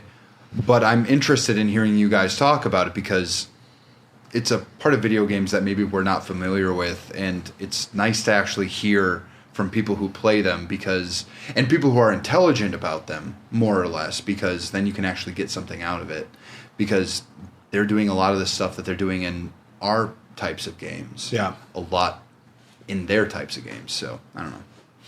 Oh, yes. Yeah. We didn't talk about bowling, but my instinct would be to say Tekken Tag Tournament's bowling mode, but Ooh, that one's good. that's more I sim. never played that. That's more sim, though. It is. Yeah, if it's accurate, That is yeah. a sim game. So I'm going to go So, Puma, I'm going to go Monkey Bowling 2 from Super Monkey Ball 2. Is it an actual bowling game, though? That is an arcade game, and it is a bowling game, but they do some wacky shit, so it is definitely an arcade game. I didn't even think to do bowling. It's border. Yeah. That's like saying darts are a sport or pool is a sport kind of thing. They are. Kinda. But I also could say Monkey Billiards, but that's a sim game. If you play it, you know it's a sim game, despite the fact that you are a monkey in a ball. Simpsons Bowling has a following. I know. I never played it. Yeah. I have, actually. It's fun. I heard it's great. I played Simpsons Wrestling yesterday just because I was looking for a sports game. I'm like, No. fuck it. I heard that's the greatest game ever made. You play the drunk dude Barney, and he has a beer mug. He just hits everyone with his beer mug. I'm like, this is great. Yeah. Hey, come here. So Homer. I would say NBA Jam, but I'm really gonna say I'm gonna get a little more in depth into this, just a little bit. Blitz the League 2. That was that era. We didn't continue this, but that was the era that 2K5 was the last NFL 2K game. EA bought the fucking rights. Fuck EA. Yeah. Made a great MMA game, but fuck EA. They ruined football games. But Blitz the League said, fuck it, we're still going to make this game, and it's going to be awesome. Oh, how's this going to go? Lawrence Taylor's our fucking guy. He's the face. Cocaine Captain Lawrence Taylor. Oh, you broke your spine? Take some PEDs on the sideline. Get back in there. You're out for 1 quarter. Oh, it's great. No, you broke a bone. Yeah, let's re-break it together or something. There's like a The Mortal Kombat-esque scene where like you get hit and it shows like your Midway, baby. skull just shatter. You're playing against a team. Oh, you can or like, oh, this is like the rated R football game. You can make the team you're playing against. You have the option to buy some hookers for your for the team that you're playing against and keep them up all night, so they're going to be fatigued when you play them. Yeah, As long as they watch the 4 hours of film that's required. by contract. The thing is, they're not gonna, and that's what gives you the advantage because you paid $30K of your team's salary. It's very. What is the movie? Is it the one with Jamie Foxx? Any Given Sunday. Yeah. With Al Pacino. Yeah, it has like those like behind the scenes elements. It Blitz the League went like, well, fuck it, we're gonna show you what the real NFL can be like. We just won't use the name, you know.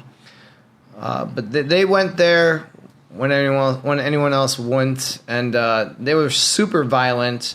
Sometimes the tackle was grabbing the guy's head and bulldogging it professional wrestler style, and there'd be blood everywhere. And they'd be screaming like, "Fuck you, motherfucker!" It's like, this is not an NFL game. When you injured them, it went inside the body And showed the bones. or the muscles or a testicle bursting. Oh yeah. And every time you go, when you see the burst, you go, your gut kind of went, ugh. Yeah, I don't like that. Yeah, but I mean, it went there. Like, it was so cool, and I wish it would have gone over for him a little better, because they were really standing up against the NFL and EA. They're like, well, fuck you guys. You don't want to be cool anymore? You don't want to be friends? Well, we're going to make an awesomer game. And they fucking did. I wish it would still have lasted. I'd love to see him try to do that again. I think we'll see a resurgence. I will say Mutant Football League was pretty good and fun. It's definitely worth a play. Menheim brought that back, and I think he did a good job. There's rumors about a Mutant League hockey coming back. That'd be sick. That was a Genesis game only.